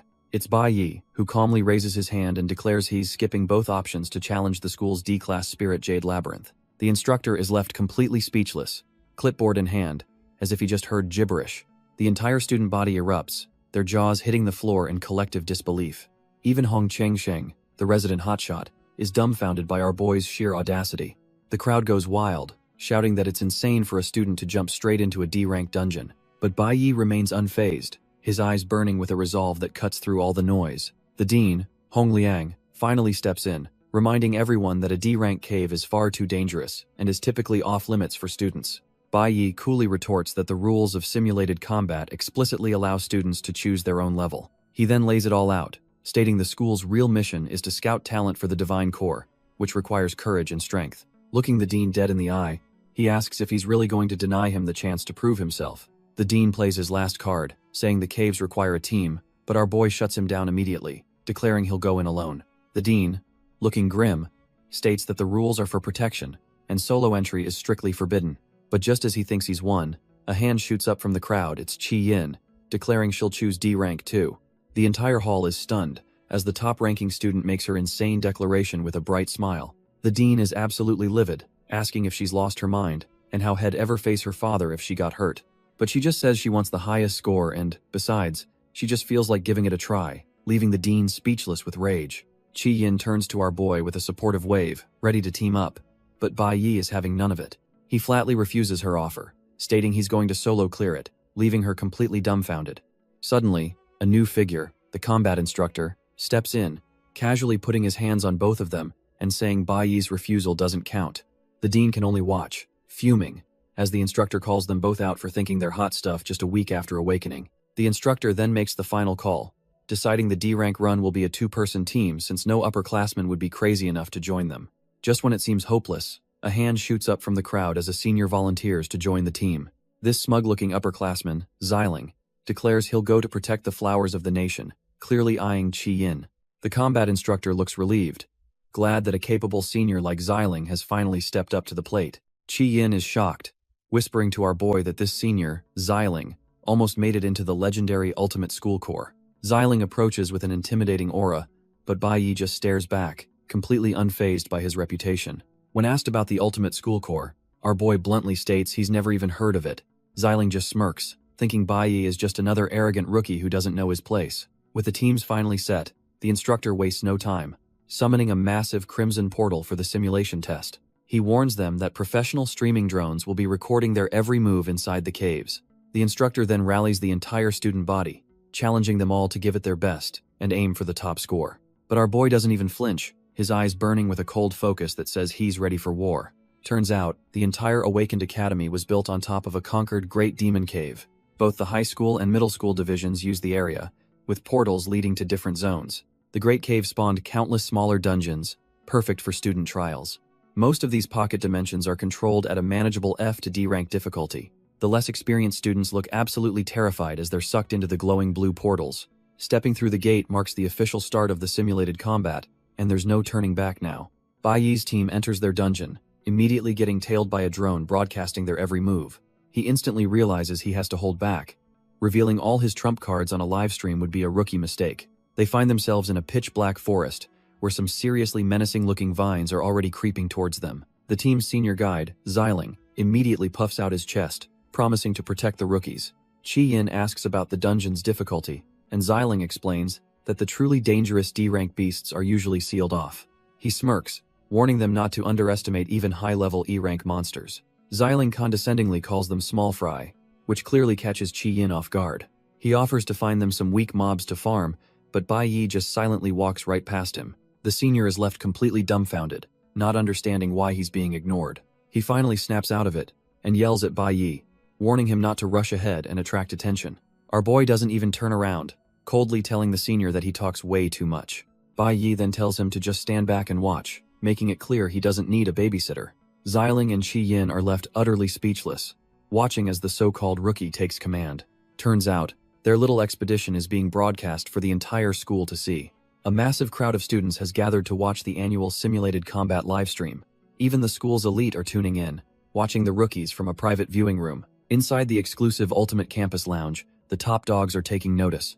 A green-haired senior, the vice captain, smirks at his phone and tells his captain to check out this one particular stream. He finds it hilarious that some ballsy junior actually picked a D-rank dungeon to clear. His captain, a woman with an intimidating aura, asks what class this reckless rookie is. The vice captain scoffs, revealing his just a green warrior, the most worthless class imaginable, but she's intrigued by his confidence. Meanwhile, in a much easier F-class dungeon, some poor kid is screaming his head off, shaking a tambourine in terror. His team is getting swarmed by bat-like monsters, showing just how out of their depth most of these students really are. His teammate tries to calm him down, reminding him that as a support class, he just needs to stay back and buff them. But the poor kid is losing his mind, screaming about how a supposedly trash-tier F-class dungeon is this terrifying. It seems every dungeon is tougher than advertised, as another team faces a pack of crackling, wolf-like beasts. Inside a sealed E-class labyrinth, a different group is already on its last legs, desperately trying to heal their wounded. Seeing his team struggle, Hong Changsheng roars for them to get out of his way so he can handle it himself. Fueled by pure spite, he activates his skills, vowing that he will absolutely surpass Bai Yi no matter what. But while everyone else is fighting for their lives, our boy Bai Yi casually cuts through the air with a flash of green light. Turns out, he's soloing a D-class dungeon and has already effortlessly one-shot a G-rank monster. In fact, he's standing in a graveyard of them, having wiped out the entire pack without even breaking a sweat. His insane clear speed immediately catches the eye of Chi Yin and a smug senior, who approaches completely dumbfounded, asking how he did it. Bai Yi just shrugs, explaining that the monsters here are sealed and can only use half their strength, making them easy pickings. But Chi Yin is still blown away, saying that even at half power, taking on multiple enemies at once is insane. She admits with a sigh that she's still a long way from ever catching up to his level. Our boy just calmly tells her there's no need to compare herself to others. Instead, he says, she should just focus on being herself. His cool demeanor completely wins her over, and she declares she'll do her best, much to the senior Xiling's annoyance. Xiling is fuming internally, thinking this rookie has completely hogged all the damn spotlight. He steps forward, reminding Bai Yi with a scowl that this is a D-class dungeon, and he better not get conceited. Trying to act like a big shot, he ruffles Bai Yi's hair and says that as his senior, he should give him some advice. But as Xiling starts giving orders, Bai Yi just says he'll take the left path and walks off, leaving the senior dumbfounded and utterly ignored. While Xiling fumes about the disrespect, Bai Yi calmly tells Qi Yin to handle the weaker monsters on the right by herself. He explains this is an individual assessment, pointing out the drone recording everything for their final score. With a slight smile, he asks if she doesn't want to prove her own strength and get a good grade. His words hit the mark, and a newly determined Qi Yin declares she's ready for the challenge. In what feels like moments, the entire area is cleared, littered with the bodies of defeated monsters. Xiling is absolutely losing his mind, his pride completely shredded by this rookie's insane skill. Deciding to do things the hard way, he summons a glowing bow, ready to stir up some real trouble. Our boy simply turns with a smirk, as if he was expecting this trash-tier move all along. Suddenly, a monstrous two-headed flame lion erupts from the ground, a beast clearly summoned by the jealous senior. The beast's thorny vines erupt, instantly ensnaring Qi Yin, who is caught completely off guard. One of the massive heads lets out a deafening roar, its fiery maw just inches from her face. She's completely frozen in terror, thinking this is the end for her. From a safe distance, the smug senior Xiling just grins, absolutely loving the chaos he's created. But our boy isn't just standing around. He activates swiftness, kicking his speed into overdrive. He becomes a green blur, effortlessly weaving past the lion's snapping jaws. As he moves, he feels a strange new sensation, as if his skill is evolving mid-combat. The beast, ignoring the pest buzzing around it, turns back to finish off the trapped Qi Yin. In a flash of light, Bai Yi appears right in front of her, having mastered Flash Blink to deliver a brutal blow to the monster's face. The beast stumbles back, blood pouring from its eye, but it's far from finished. Bai Yi pulls Qi Yin behind him, who is dumbfounded at how a monster this huge can move so fast. Turns out, Xiling knew all about this labyrinth, including an overlooked monster that continuously respawns. He sneers, thinking these trash-tier recruits have no chance against a true D-class monster. To make matters worse, he reveals he used his skill to enhance the beast, cranking up its speed and power. As if that wasn't enough, the lion enters a berserk state, getting yet another massive boost to its stats. Our boy grits his teeth, realizing this juiced-up monster might actually force him to use his full strength. He sternly tells Qi Yin to fall back, knowing she's completely out of her league here. With all its buffs active, the two-headed flame lion lunges forward for the kill. But instead of running, Qi Yin defiantly steps forward, casting a powerful vine wall spell. Thick, thorny vines erupt from the ground, wrapping around the charging beast and halting its attack mid-pounce. She doesn't let up, pouring every ounce of her mana into the spell and summoning another layer of defense. The enraged lion is now completely cocooned in 3 layers of vines, roaring as it struggles against the bindings. Our boy looks back, genuinely surprised by her gutsy and surprisingly effective move. Qi Yin pleads with him to let her join the fight, promising she won't be a burden against the D-class threat. Watching the stream, Xiling is absolutely floored, thinking she must be out of her mind to face a beast that almost devoured her. Bai Yi cracks a small smile, admitting he's impressed she recovered from her fear so quickly. With newfound resolve, she declares she's worked too hard to fall here, and it seems our boy has found himself a partner. Qi Yin looks at our boy with absolute trust, declaring that with him here, there's no way she'll die. Bai Yi acknowledges her gambit, noting that since she used 3 skills at once, they can't waste this opening. He recalls his past life, remembering how Qi Yin was already a shining star in middle school, dreaming of becoming a cleric. She came from a powerful family but was always kind and responsible, a natural-born leader. Head lost track of her after that, but now he realizes she's become someone he can truly trust on the battlefield. With a reliable partner, he thinks he can probably clear this dungeon without having to reveal his true, monstrous power. Watching the stream, Xiling scoffs, ranting that the two of them are delusional if they think that flimsy vine wall will hold. Hez absolutely fuming, convinced that real combat isn't about confidence and their trash-tier skills are useless against a D-rank beast. The smug senior just waits, planning to teach them a lesson when they inevitably fail and come crawling to him for help. Right on cue, the two-headed flame lion shatters its bindings, roaring as Xiling promises to give them a lesson in physical skincare. With no time to waste, Qi Yin lays out the plan. She'll lure the core-type lion, and Bai Yi just needs to nail the timing. The enraged beast immediately charges, forcing the duo to scatter to avoid getting flattened. Our boy explains that since he drew first blood, the monster's aggro is now completely locked onto him. He expertly baits the fiery beast, leading it on a chase straight towards a massive pool of water. Without a second thought, Bai Yi plunges into the depths, goading the flame-wreathed monster to follow him in. As the lion crashes into the water, he gives Qi Yin the signal, knowing its main weapon is now useless. Right on cue, she summons a powerful vine wall, erupting from the water to ensnare the drenched beast. From a distance, Qi Yin pours her mana into the spell, keeping the monster completely immobilized. The two-headed flame lion roars in absolute fury, but its struggles are useless against the waterlogged vines. Seeing her chance, Qi Yin focuses all her power, preparing to unleash the final, decisive attack. The vines not only trap the beast but also poison it, deactivating its berserk state and leaving it completely helpless.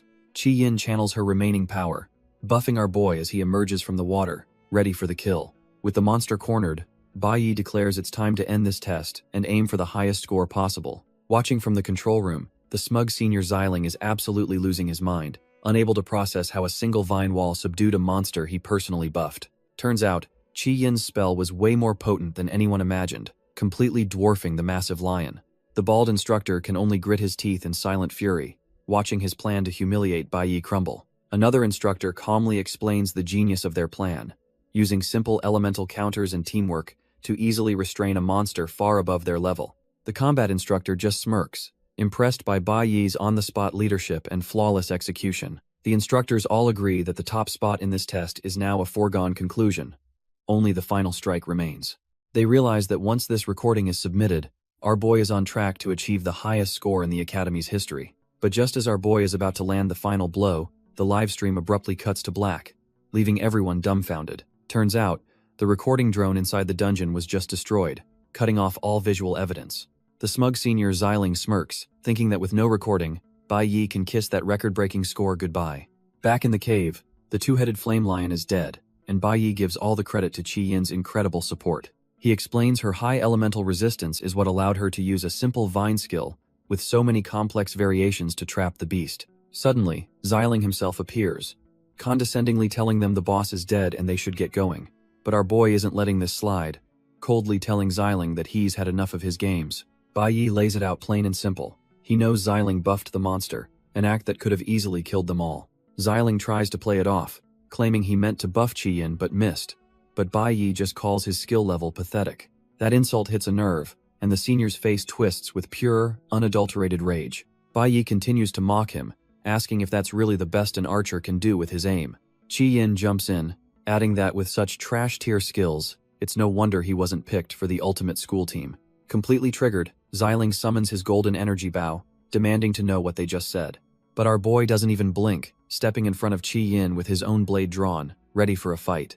Xiling freezes, the reality of attacking another student in a recorded dungeon finally hitting him. He seethes, but ultimately backs down, dematerializing his bow and muttering that this isn't over. Tossing a final threat over his shoulder, he tells them to just wait and see what he has in store for them. The cowardly senior then turns tail and storms off, leaving them alone in the boss room. As they leave, Bai Yi and Qi Yin walk past the very recording device Xiling smashed to try and screw them over. While Qi Yin is still fuming about how annoying that senior is, Bai Yi is already busy looting the boss's corpse. Bai Yi realizes that Xiling's tantrum actually helped him by isolating them, giving him the perfect window of opportunity. With a sly grin, he thinks that now he finally has the chance to take care of some unfinished business. He throws up a massive, crimson ceiling array, blocking the entrance to the demon cave completely. Our boy turns to Qi Yin and asks her to keep what happens next a secret, knowing full well it's going to be unbelievable. Qi Yin is completely dumbfounded, having no clue what insane plan is cooking in his head. He recalls his deal with the demon king Belphegor, who reminded him that the unsealed magic stone was with Uncle Kun. His true objective is finally revealed. He's going to completely unseal the spirit jade magic shield. With a look of pure focus, he begins channeling his dark energy into the massive crystal. Qi Yin absolutely loses it, screaming that it's a D-rank shield and breaking it will unleash a horde of high-level monsters. But it's too late, as tendrils of dark energy violently surge around the crystal, shattering the ancient seal. Bai Yi tries to calm her down, explaining the monsters are still weakened by the seal, but she's not having it. He just coldly states that they don't need two people for this job. Suddenly, his entire aura shifts as he taps into a completely different power source. Qi Yin's eyes go wide with disbelief, unable to process what she's seeing.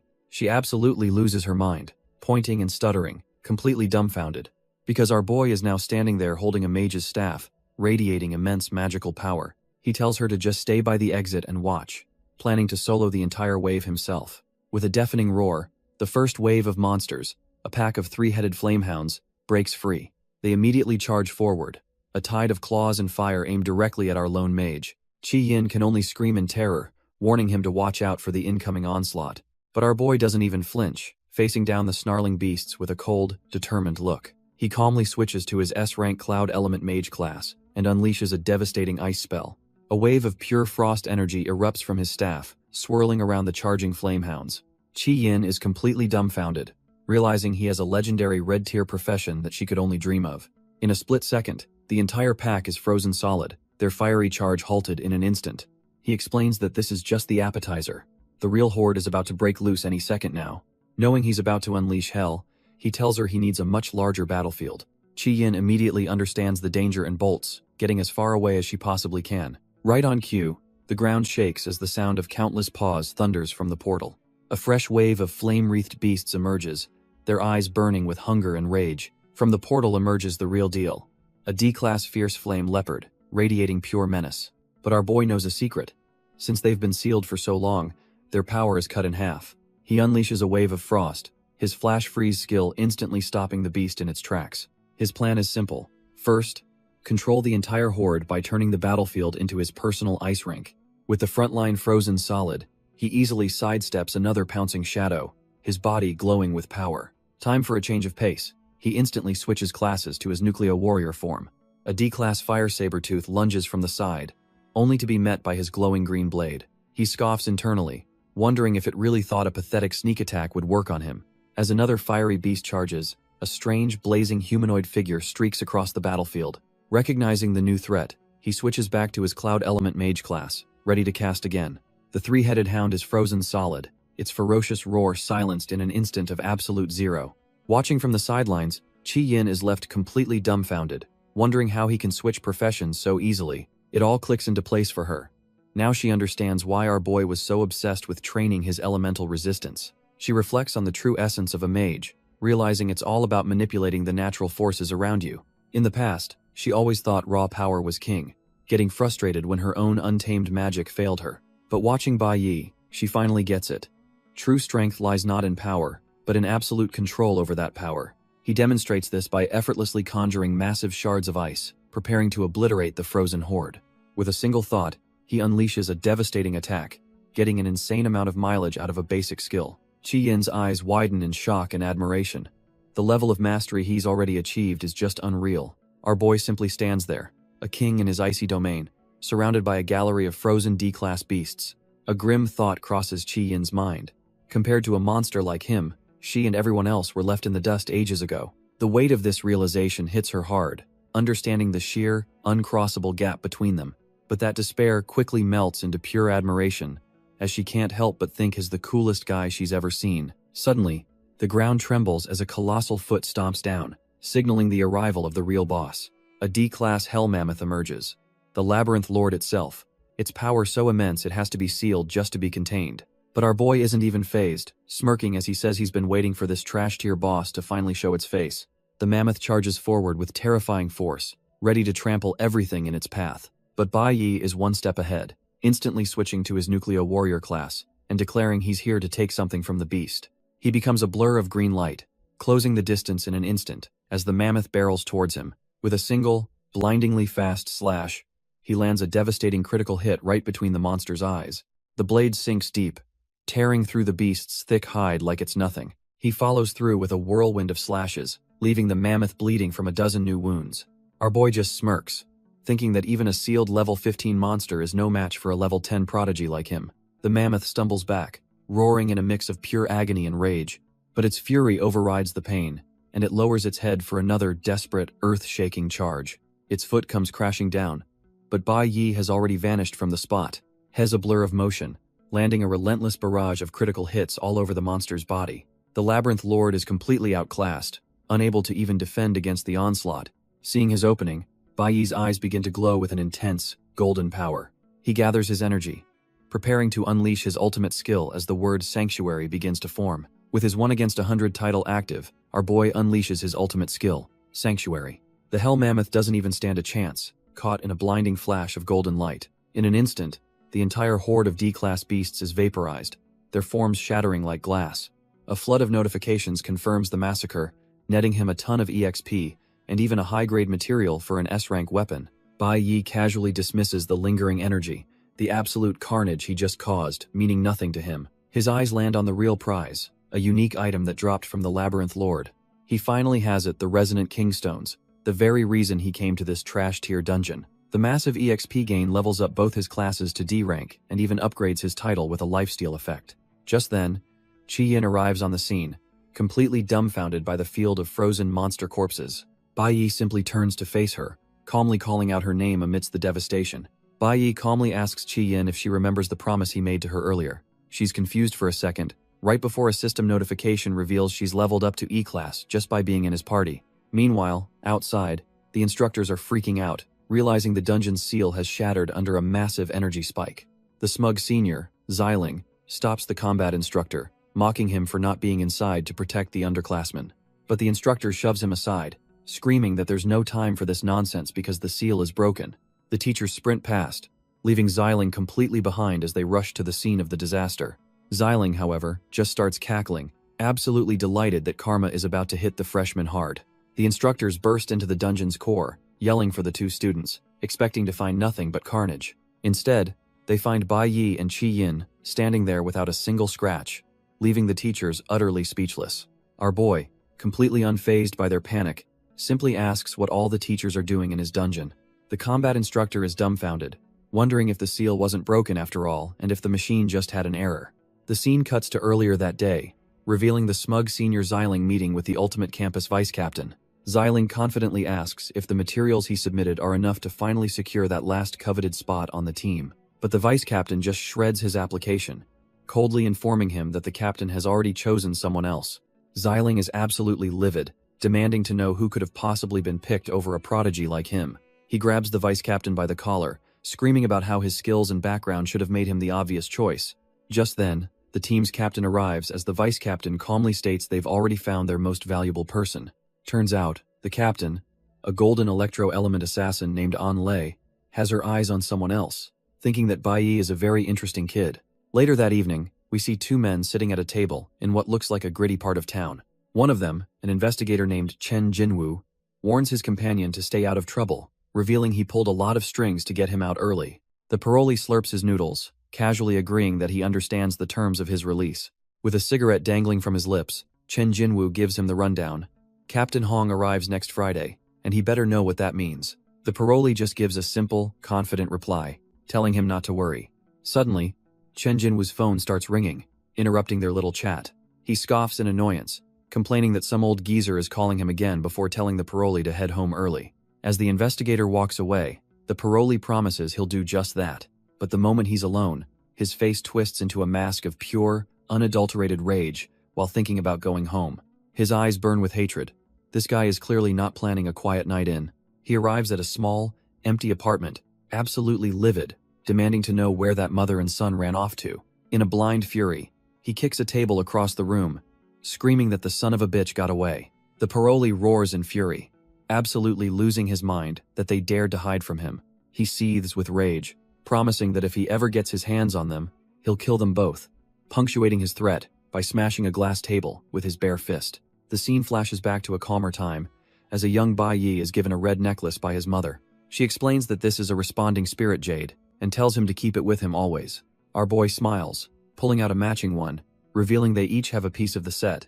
She explains that if he's ever in danger, he just needs to crush his jade, and she'll sense it and come for him. With a gentle smile, she admits that without this connection, she'd be too worried to even go out alone. Back in the present, Bai Yi reflects on this memory, realizing his mom never had any jewelry of her own. He thinks about how she never got any of the nice things a woman should have, his expression hardening with resolve. His mother gently tells him he should be out having fun with friends instead of just hanging around her.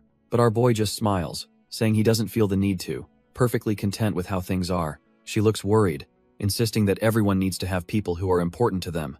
The phrase important people hits him hard, making him pause. He thinks back, wondering what that even means for him now. A vision of his fallen comrades from his past life flashes before his eyes. He wonders if he'll ever meet them again in this timeline. The scene cuts to the present, just before midnight, outside a wild D-class demon lair. With the jade issue handled, he can finally focus on this hidden lair, a secret that only opens for 1 hour. It's time to stop reminiscing and start getting stronger, so he draws his sword, ready for the grind. With a determined step, he plunges into the swirling red vortex of the dungeon.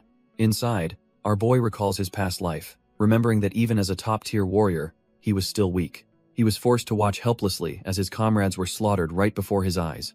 The very idea of friends now seems like a cruel joke as he lunges at the first monster. With a single, clean strike, he obliterates the D-class flower, instantly gaining a chunk of experience. He scoffs internally, thinking there's no point in making connections when you're just going to lose them. After all, he knows that on a whim, some godlike entity could just wipe everyone out without a proper grave. He narrowly dodges a massive energy beam that shatters the ground where he just stood. Weaving through its thrashing vines, he lands a brutal critical hit right on the monster's core. Another beast falls, but it's not enough. The only answer is to become overwhelmingly stronger. He's already moving, a blur of motion, pushing himself to get faster and more powerful. He screams into the void, a desperate roar that he must become stronger than everyone else. With eyes burning with cold fury, our boy locks onto his next targets. He becomes a whirlwind of death, tearing through the wild corpse orchids and racking up experience. Not even bothering to use his hands, he rips a monster apart with his teeth, knowing he has to fight with everything he has. Because right now, he knows he's still too weak. He can't even defeat the memory of his own father, let alone some golden rank genius who was a prodigy since he was a kid. He realizes there are no shortcuts or detours on the path to true power. From now on, he will not avoid a single enemy that stands in his way. Gripping his blade, he prepares to carve his way through the entire horde. His sword flashes, unleashing a wave of pure destruction that rips through the monstrous plants. The experience notifications just keep flooding in as our boy turns the entire forest floor into a graveyard. He feels the power coursing through him, the golden aura of his newfound strength exploding outwards. With cold, determined eyes, he knows this is just the beginning of his brutal grind. A system notification pops up. The dungeon entrance closes in 20 minutes, meaning he's on the clock to find the boss. He finally reaches the deepest part of the lair, standing before a colossal, shadowy figure.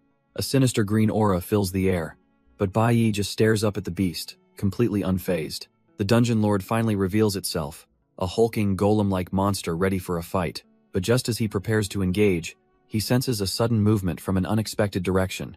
A volley of deadly green projectiles slices through the air, aimed right at him. Turns out the boss, a level 20 D-rank lord named Ye Wuming, is way faster than he looks, closing the distance in an instant. Our boy doesn't even flinch, summoning his golden blade to meet the attack head-on. With a clean slice, he lops off the golem's entire arm, thinking it's an easy first strike. But the dungeon lord, Ye Wuming, just stares at its stump, completely unbothered by the damage. In a flash of green light, it uses a self-healing skill, and the arm grows back instantly. Bai Yi is stunned. He's never seen a regeneration ability this powerful on a D-rank boss. The golem slams its brand new fist into the ground, shaking the entire cavern. Suddenly, the floor erupts with dark energy and shadowy vines, aiming to ensnare him. Bai Yi remains calm, but he can feel the boss's immense power radiating behind him. But then something even weirder happens. The corpses of the plant monsters he killed earlier begin to stir. He's completely dumbfounded as the slain beasts rise again, wondering how this is even possible. Our boy realizes something is terribly wrong. A D-rank lord shouldn't have a revival skill. Before he can even process it, a shadowy tendril whips through the air behind him. He barely has time to register the incoming attack, his eyes wide with shock. The sharpened limb pierces straight through his side in a brutal spray of blood. He looks down, dumbfounded, at the monstrous arm that has completely run him through. Turns out, the dungeon has a sick twist. There are two level 20 D-rank lords, and this is Ye Wuming's twin brother. With the first golem fully healed and its twin revealed, our boy is now facing an impossible 2-on-1 battle. Gritting his teeth through the agony, he knows this has just become a fight for his very survival. But just as things hit rock bottom, the clock strikes 1 in the morning. A system notification pops up for everyone outside. The demon lair entrance has officially closed.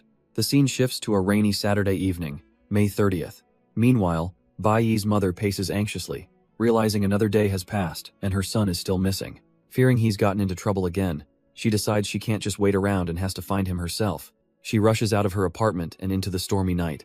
But just outside, a shadowy figure stumbles over empty bottles, mockingly greeting Mommy and the kid. It's Bai Yi's trash-tier father, Bai Wensheng, looking absolutely furious that they dared to rent a new place without him. As lightning cracks across the sky, he sneers about how they seem to be enjoying their new life. His eyes glow with pure, unadulterated rage, promising nothing but trouble. Unaware of the danger waiting, Bai Yi's mother makes her way through the building's security gate. She steps out into the rain, her heart heavy with worry for her son, completely oblivious to the monster lurking nearby. Suddenly, our boy's eyes fly open with a jolt of pure dread, as if sensing the danger brewing back home. At the same time, a massive bolt of lightning tears through the stormy sky, heralding the chaos to come. But Bai Yi isn't at home. He's trapped in a dungeon, sword in hand, facing an endless nightmare. He realizes with grim certainty that this is the 5th wave of monsters, and they just keep getting back up. A grotesque, heart-devouring flower lunges at him, its thorny tentacles lashing through the air. He cuts them down with practiced ease, but the system notifications confirm his worst fears. He's gaining barely any experience. He grits his teeth in frustration. Killing these resurrected monsters over and over is yielding absolutely nothing. Looking past the cannon fodder, he knows he has to find the source of their endless regeneration to stand a chance. Turns out, it's not just one boss, but 2 D-rank lords, the twin golems Ye Wuming and Sai Wuming, reviving everything he kills. With no other choice, Bai Yi unleashes his flash step, rocketing towards the twin lords to end this farce once and for all. He soars through the air, bringing his blade down hard on the green golem, Ye Wuming. With laser focus, our boy pours everything into this one decisive strike. His sword connects, shattering the golem's stone-like body with a powerful impact. The system even confirms a critical hit, blowing a massive hole right through the monster. But to his shock, the gaping wound instantly begins to glow and regenerate at an impossible rate. He realizes the other golem, Si Wuming, is acting as a dedicated pocket healer for its twin. This isn't the first time. He recalls how even decapitating it was useless as it just healed right back. Bai Yi is dumbfounded. This level of healing surpasses even an S ranker, so there must be a hidden power source. Before he can formulate a new plan, the golem is instantly back to full health. Now fully restored, the beast lunges forward, launching a ferocious counterattack of its own. The golem's fist comes crashing down, but our boy meets it head-on, expertly executing a parry. Turns out, a perfect parry within 0.01 seconds can reflect all the damage, a feat even Belphegor watches with interest. Bai Yi is impressed. This monster is actually learning and adapting to his moves mid-fight. The golem stands firm, having weathered the reflected blow without a scratch. It even speaks, acknowledging that Bai Yi is an incredibly strong opponent. With that, the beast decides to get serious, transforming into a deadlier, armored, second form. Our boy is momentarily stunned by the sudden surge of power, realizing this fight just got a lot harder. But his shock quickly turns into a confident smirk as he finally pinpoints the true source of its power. The golem wasn't the core at all. It was drawing energy from a massive, glowing tree hidden behind it. Done playing games, Bai Yi zips right past the dumbfounded monster, making a beeline for the real target. Our boy confirms his suspicion. That tree is the source of the boss's insane healing ability. The golem's minions panic, trying desperately to block his path. He unleashes a massive golden arc of energy, knowing all he has to do is chop down these overgrown plants. A cold smirk crosses his face. Once the trees are gone, the boss is nothing but a sitting duck. The twin golems are in full-blown panic, screaming for their minions to stop him at all costs. But Bai Yi pulls a fast one, plunging his sword into the ground to unleash a wave of pure ice magic.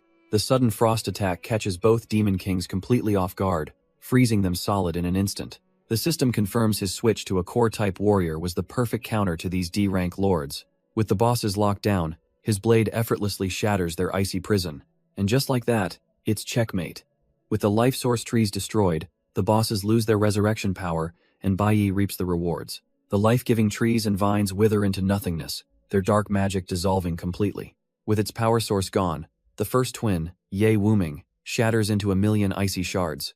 Ignoring the gash in his side, Bai Yi points his blade at the survivor, declaring that it's the only one left. The remaining golem, Si Wuming, just stares blankly, the light of battle completely gone from its eyes. Our boy stands ready for the final showdown, but the monster makes no move to attack. Instead, Si Wuming just stands amidst the flames of its fallen forest and begs Bai Yi to kill it. Bai Yi is taken aback. He's never seen a dungeon lord lose its will to live after its brother's death. Seeing the despair, he grants its wish with one final strike, and the system rewards him with a hefty chunk of EXP. He picks up a strange purple crescent horn, a unique material dropped by the twin lords.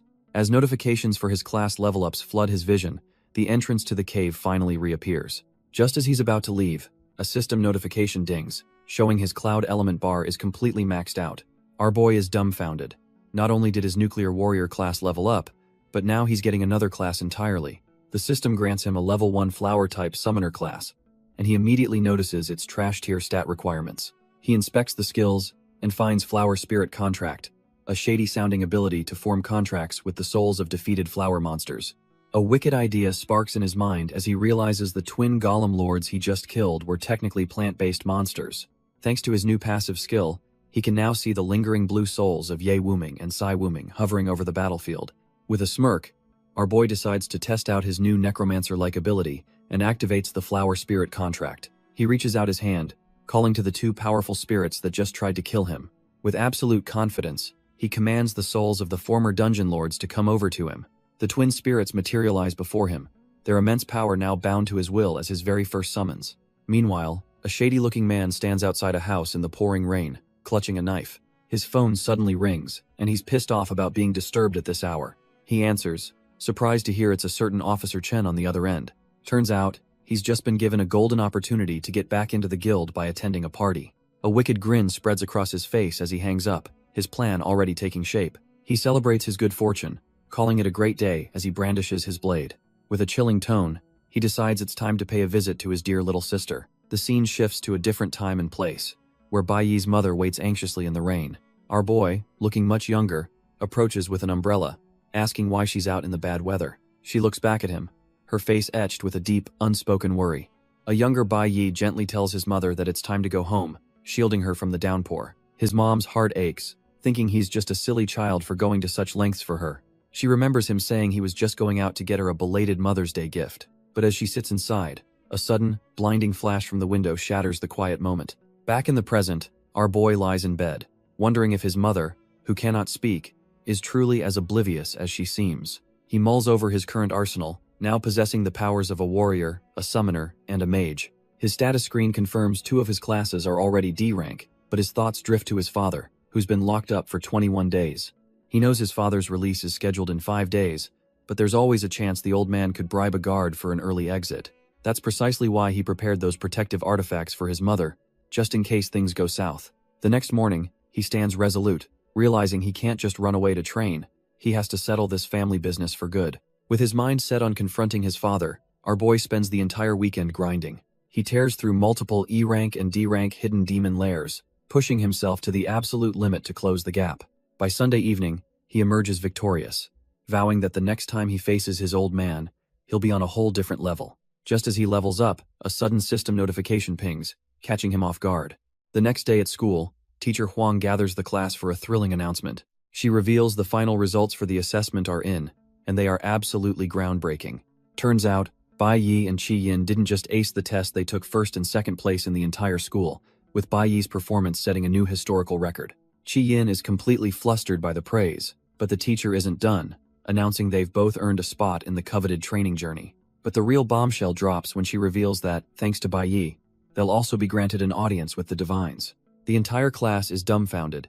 An audience with the Divines is an honor so rare that even high-ranking clerics can only dream of it. Bai Yi realizes this is an unexpected chance to meet the legendary Divines face to face. His friends are completely overjoyed, with one tearfully begging him not to forget them when he makes it big. Another classmate just smiles proudly, saying he always knew our boy was destined for greatness. Meanwhile, in the dean's office, Hong Chang-sheng is being questioned about his own results. The dean, who is also his uncle, suggests he could easily use his father's influence to tag along on the training journey. But the very idea wounds his pride, and he clenches his fist in frustration. He flatly refuses, stating he only got 3rd place and won't ride his father's coattails to the top. The dean is actually impressed, smirking that his nephew has finally shown some real backbone. But Hong Chang-sheng isn't done. He asks for something far more dangerous: access to the sealed D-rank demon lair. His uncle's expression darkens as Hong Chang-sheng declares with fiery resolve that he's going to get stronger on his own terms. Meanwhile, in the principal's office, another student named Xiling is practically begging his uncle for a spot. He desperately argues that he has to go on the training journey because he's the last heir of the Z family. But his uncle, Principal Zi Yongqing, is having none of it, scolding him for acting so impulsively when their bloodline is on the line. The principal gets straight to the point, demanding to know why Xiling pulled such a dirty move during the combat test. Turns out, this trash-tier senior powered up a demonic beast just to backstab the underclassmen, and now he's caught red-handed. The principal scoffs, asking if Xiling really thought the school's higher-ups were too dumb to see through his pathetic little scheme. An immense pressure crushes Xiling as his uncle reveals the only reason he wasn't expelled is because he personally covered it up. The sheer weight of his uncle's disappointment and power makes Xiling's legs give out from under him. He collapses to his knees, completely breaking down and apologizing profusely for his actions. With tears streaming down his face, he admits he was wrong, his pride utterly shattered. But the dean isn't here for apologies. With a glare that could kill, He commands his pathetic nephew to stand up. Xiling is still sweating bullets, completely terrified of his uncle's wrath. The dean reveals that Xiling's little stunt had an unintended side effect. It put our boy, Bai Yi, on the higher-ups' radar. Now, the top brass thinks something is seriously off about Bai Yi, and they're watching him closely. His growth curve is just too unnatural, so now someone from the legendary Defies wants to meet him in person. The dean gives him one last chance. Xiling can go on the training journey, but if he causes any more trouble, he's on his own. Hearing this, Xiling's fear instantly vanishes, replaced by a smug grin as he eagerly agrees to the terms. He clenches his fist, already fantasizing about getting his revenge on Bai Yi during the trip. And his twisted ambition doesn't stop there. He's also dead set on making the captain, Lei, his property. Later that day, another student is left dumbfounded, holding an invitation from the prestigious Ultimate Club. Turns out, that prestigious invitation is for none other than our boy, Bai Yi. The entire class is in an uproar. Joining the Ultimate Club is a free pass into the legendary Guild of the Gods. Students whisper in awe, recalling that the club was founded by the school's only golden rank assassin. They can't believe it. People fight tooth and nail for a spot, and a middle schooler just got a personal invite. One classmate is so overwhelmed with pride for Bai Yi that he's literally crying his eyes out. But Bai Yi just silently takes the invitation, his face giving away nothing. He then casually strolls over to the trash can at the front of the room, and in a move that leaves everyone speechless, he just drops the golden ticket right in the bin. The whole class erupts, screaming at him and calling him an idiot for rejecting the opportunity of a lifetime. Unfazed by the chaos, our boy simply announces he's leaving and walks straight out the door. While the rest of the class is still losing their minds, a few students approach the nerdy kid, completely dumbfounded by Bai Yi's actions. The bowl-cut student stares at the trashed invitation, lamenting the wasted opportunity of a lifetime. He turns to the nerdy student, demanding to know if he understands what Bai Yi was thinking, since they seem to know each other. The nerdy student calmly explains that Bai Yi isn't the type to join a group. He's a natural-born leader, not a follower. Meanwhile, our boy has already made his way to the mountain behind the school, far from the classroom drama. He thinks to himself that he's finally gained access to the D-rank demon lairs, a place no one dares to enter at night. Suddenly, Hong Changsheng appears from the shadows, his aura flaring as Bai Yi tells him it's time to go in. Bai Yi just gives a simple nod, ready to face whatever's inside without a shred of fear. But Hong Changsheng starts getting cold feet, arguing that a D-rank lair is too dangerous, only for Bai Yi to tell him to cut the crap. Our boy recalls their deal. Head teach Hong Changsheng practical combat techniques in exchange for access to the school's demon lairs. Hong Changsheng is absolutely floored, realizing our boy didn't just get access to one D-rank lair, but all of them. His training is off to a rough start, as a massive beast sends him flying, proving he's way out of his league. Bai Yi casually offers help, but Hong Changsheng, full of pride, stubbornly tells him to get lost. Despite his tough talk, the monster immediately lunges for the kill, about to turn him into a midday snack. Turns out, Bai Yi is grinding this hard because he's hit a wall. He still can't enter the Tower of the Brave until he hits B rank. His gaze is locked on that single goal, and nothing else matters right now. Hess already wiped out every wild demon lair he could find, making the school's dungeons his only path to level up. The grind is real. After hitting D rank, EXP gain has slowed to a crawl, and he's been trashing every other invitation. Back in the present, Hong Changsheng is once again about to be eaten, facing down the monster's gaping maw. But in a flash of green light, Bai Yi appears out of nowhere, saving his ass and leaving him utterly dumbfounded. Hong Changsheng is furious that Bai Yi interfered, but our boy just calmly points out he'd be monster food otherwise, noting the nice EXP gain. Turns out, this whole mess happened right after Hong Changsheng thought he'd achieved a massive victory. He was celebrating finally hitting D rank all by himself, feeling on top of the world. But in a brutal twist of fate, a system window pops up for Bai Yi, announcing his advancement to C rank, completely eclipsing the other guy's achievement. With this new power-up, Bai Yi's mind is already locked on his father, feeling confident he can finally deal with him. Later that night, he gets home only to be playfully interrogated by his mother about whether he's been on a date. Bai Yi gets completely flustered, trying to brush it off by saying he's just a middle schooler. She keeps teasing him, wondering if he's just been messing around with his friends every night, but he can only deny it. His mom then gives him some heartfelt advice, telling him it's normal to like someone and that he should be brave enough to pursue them. But her final words about not waiting until you lose your chance and regret it later strike a deep, painful chord with our boy. His mother's words echo in his mind, forcing him to confront a painful memory of a girl he truly cared about. A vision of his past teammate, Yahello, flashes before his eyes, calling out his name with a bright smile. She was an L-rank golden lightning assassin, and she'd always greet him by demanding a hug after a tough fight. Our boy, ever the tsundere, would just get flustered and push her away, telling her there was no way. After another brutal battle where they wiped the floor with their enemies, the exhaustion finally set in. He collapses to the ground, but she's still grinning, happy to report another victory to her captain. Bai Yi, with a rare smile, simply tells her it's time to move out, but she's not done teasing him yet, cheekily asking if he can carry her since she's too tired to walk. He gets all red-faced, telling her to get healed first, all while she pouts about him being so mean. But that playful memory shatters, replaced by the grim reality of him losing her on the battlefield, a regret that haunts him to this day. The memory of his failure sends a jolt of pure rage through him, a promise that he'll never let it happen again. He remembers meeting Healy in his past life, a stray he picked up after being saved from death row himself. But in this new timeline, he has no clue where she is, and the thought of finding her feels like an impossible task. The worst part is, he's the only one who remembers their past. If they met now, they'd just be strangers. But across the city, a very much alive Healy sits on her bed with a sly little smirk. Turns out, she's been keeping tabs on our boy, and holding an invitation, she thinks he's getting more and more interesting.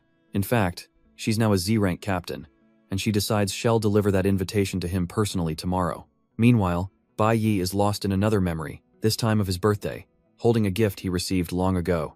A vision of his mother appears, her warm smile telling him that the gift is from her. The word present echoes in his mind, a simple word now loaded with the weight of 2 lifetimes. He finally opens the box, a relic from a life he can never get back. Inside, he finds a simple scarf, and the sight of it stops him cold. A note from his mother wishes him happiness, but he's just confused a scarf, right before summer? And then it hits him like a lightning bolt, a memory he'd long forgotten. He recalls asking her if she somehow knew he was heading to the treacherous Holy He Kingdom. She just smiled, explaining the temperature there was brutal and that he needed to stay warm. Our boy is left dumbfounded. She knew about his secret life and dangerous plans all along. In another memory, she gives him money for his birthday, telling him to go celebrate with his best friends. But a lonely Bai Yi could only mumble that he didn't have any friends to treat. The painful memories fade as he finds himself back in the present, standing before the academy. Suddenly, a flashy water mage figurine appears on his desk, a gift from a classmate. Bai Yi is completely baffled, wondering what on earth this is. The bowl-cut student proudly announces it's his birthday present, gushing about how it's his favorite model. But another friend, a nerdy kid in overalls, scoffs that the gift is tacky and tells Bai Yi to check his out instead. He slides over a small case, boasting that it's a rare item that's hard to find these days. Our boy opens it and freezes. It's the soundtrack to his favorite movie from his past life, The Prestige. The gift triggers a flood of memories. He recalls sneaking off with this same friend to watch banned prehistoric films. His friend leans in, whispering a warning to hide it well so the teachers don't find it.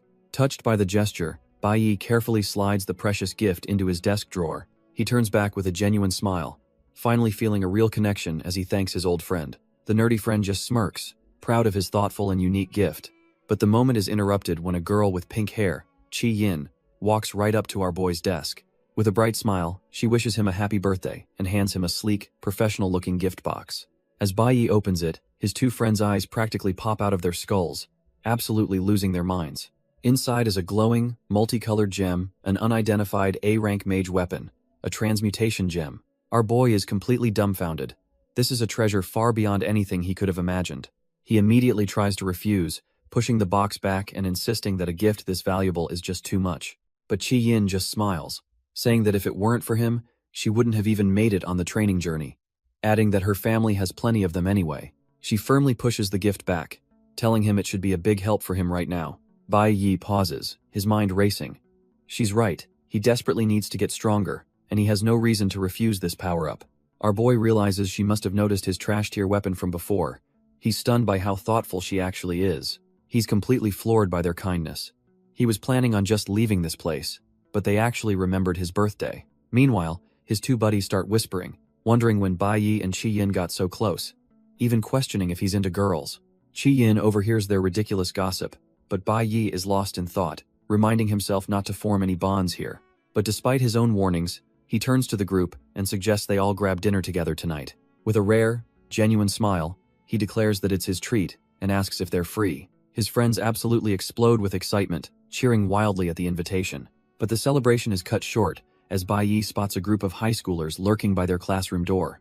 His guard immediately goes up, his eyes narrowing as he realizes they're heading straight for them. The classroom starts buzzing with rumors. The captain of the elite school squad is here to personally recruit Bai Yi. With a sigh, Our boy decides it's better to refuse their offer face to face and gets up to meet them. His friends can't believe their luck, thinking they're about to witness another legendary showdown. The entire school is in an uproar, with students packing the balconies to get a glimpse of the action. Down the hall, the elite seniors wait. One of them, Xiling, looking particularly unimpressed. He scoffs internally, disgusted that this cocky brat Bai Yi is getting so much attention.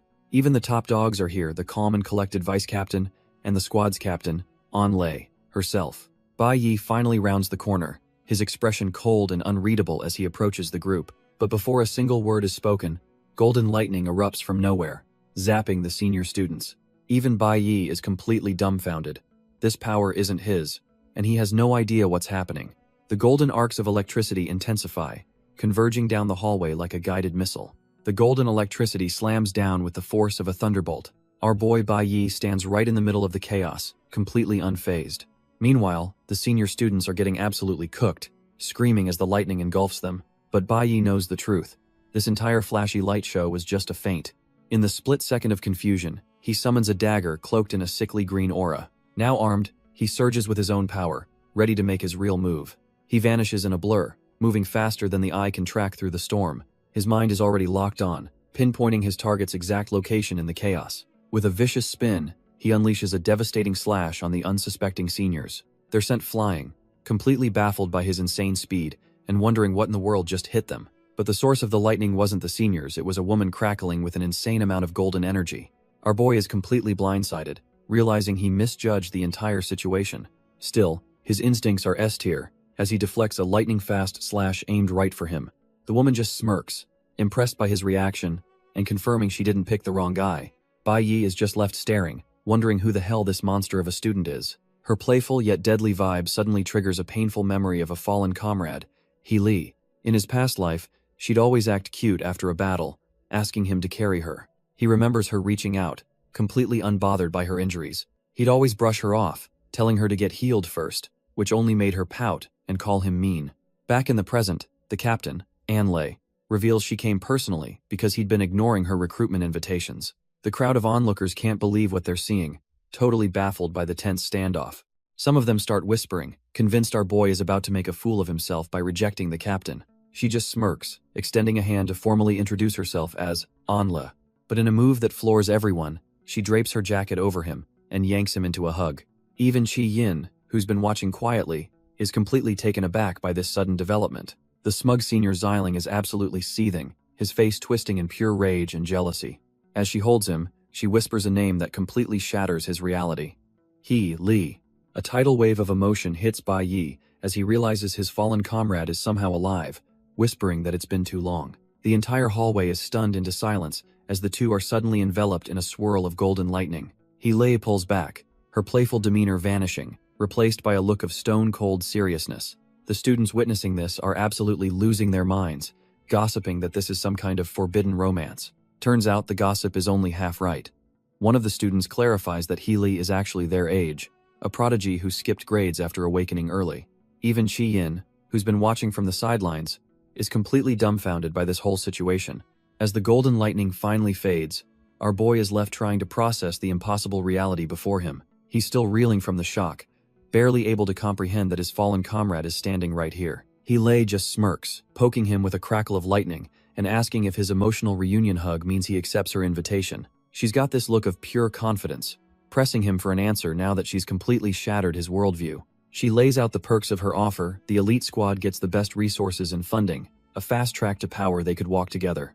Bai Yi stands there in dead silence, the weight of her words and her very existence crashing down on him. But with a look of cold resolve, he flatly refuses, telling her he won't be joining since he has no plans to stay at this school for long. He clenches his fist, not out of anger, but with the weight of a new declaration. Instead of joining her, our boy drops a bombshell he'll be starting his own guild soon, and he seals the deal with a handshake. He gives her a confident smirk, promising that when the time comes, they'll have the chance to fight side by side as equals. Suddenly, the ultimate campus vice captain rushes over in a panic, completely baffled to see He Li just standing there. He quickly explains that Captain Hong is back on campus, and the principal wants their entire squad to greet him immediately. He Li turns back to Bai Yi, telling him they'll meet again during the upcoming training pilgrimage. With a sly look, she promises they can have a proper chat then, leaving him hanging. Bai Yi watches her go, his mind racing, determined to find out why she greeted him like an old friend.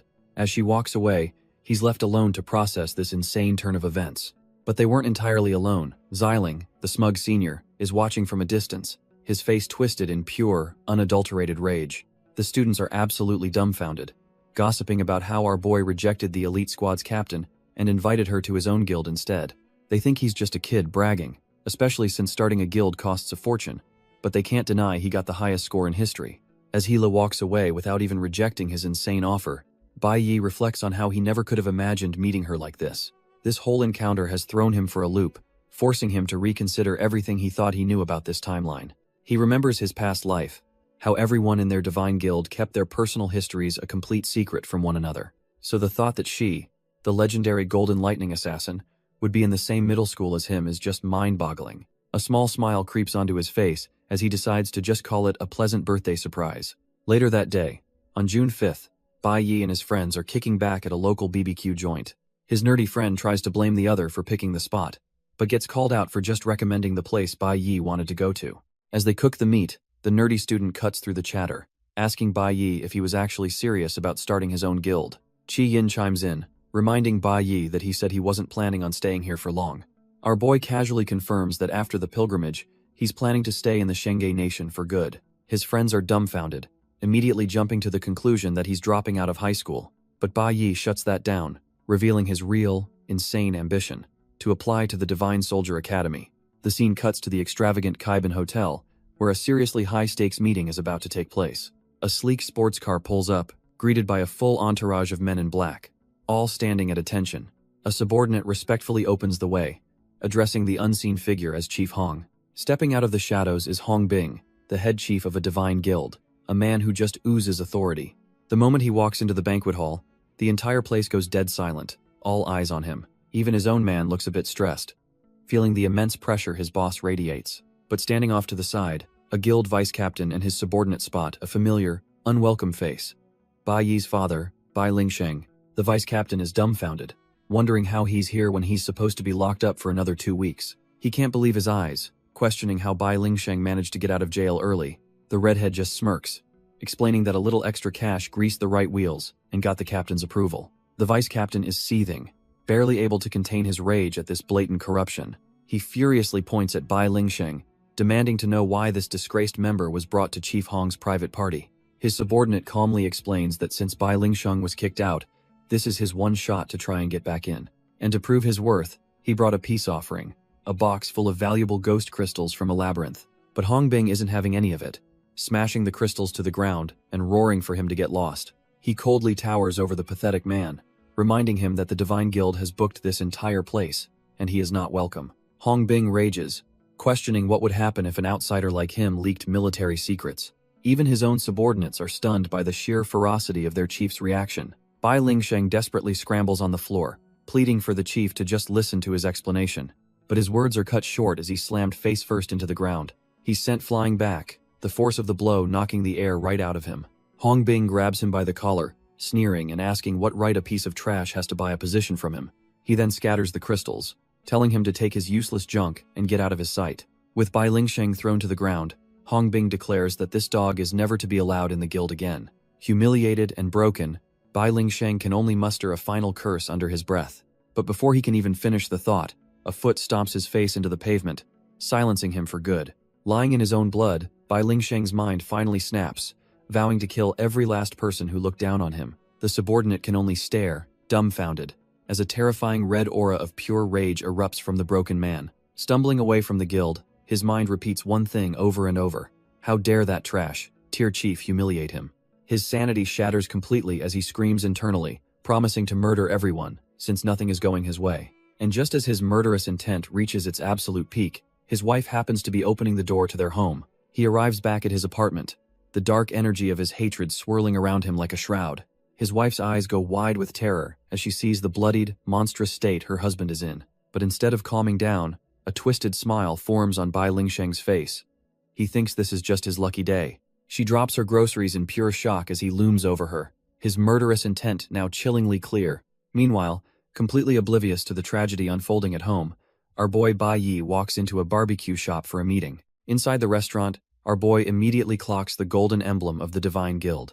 A group of their members, all wearing intimidating dark cloaks, walks right past his table. He takes a sip from his cup, silently watching the very same guild that just humiliated his father. His friend Chi-Yin tries to cheer him up, telling him one day he'll be their colleague, or maybe even their boss.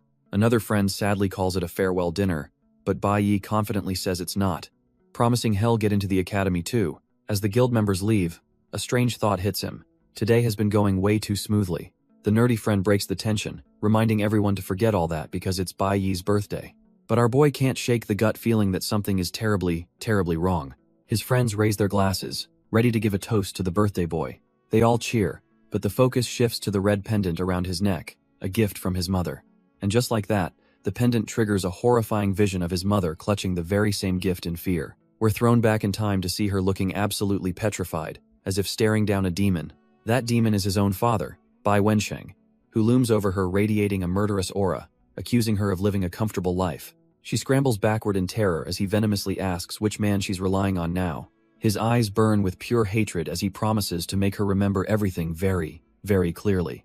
The absolute psycho cracks his knuckles, savoring her fear before he makes his move. But suddenly, he stops dead in his tracks, looking down at his own body in complete confusion. A mysterious, glowing bracelet has appeared on his arm, and he has no idea where it came from. His mother can only watch, her terror now mixed with shock at this bizarre turn of events.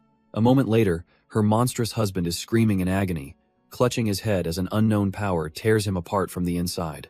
His father's mind twists in rage, sneering that she must have sold herself to afford such a nice house. The monster roars that she's still a charmer as he throws a punch meant to end her right there. His fist, glowing with a murderous red aura, flies straight for her face with unstoppable force. But just as it's about to connect, a brilliant green light erupts from her wrist, blocking the fatal blow. The light coalesces, forming into the fearsome shape of a powerful summoned beast. Before he can even react, the summon's hand clamps down on his wrist, stopping him dead in his tracks. Her husband is completely dumbfounded, unable to process how his attack was just effortlessly blocked. Turns out it's not one, but two D-class summoned beasts, who vow to protect their new master to the death. The mother is stunned, realizing this life-saving power came from the Mother's Day gift Bai Yi gave her. A flashback reveals our boy's foresight, telling her to wear it at all times when he wasn't around to protect her. The twin golems don't give him a second to breathe, immediately going on the offensive.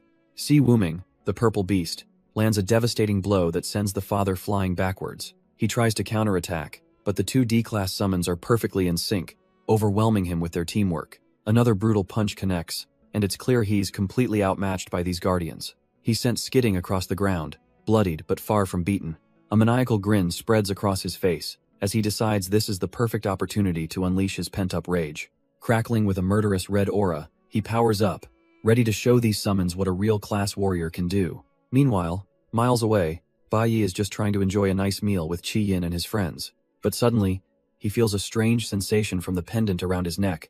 Realizing something is terribly wrong, he abruptly stands up, telling his confused friends that he has something urgent to take care of. He tells them he'll be right back, leaving his friends utterly dumbfounded by his sudden exit. Once outside, our boy immediately calls Hong Changsheng, who drops a bombshell.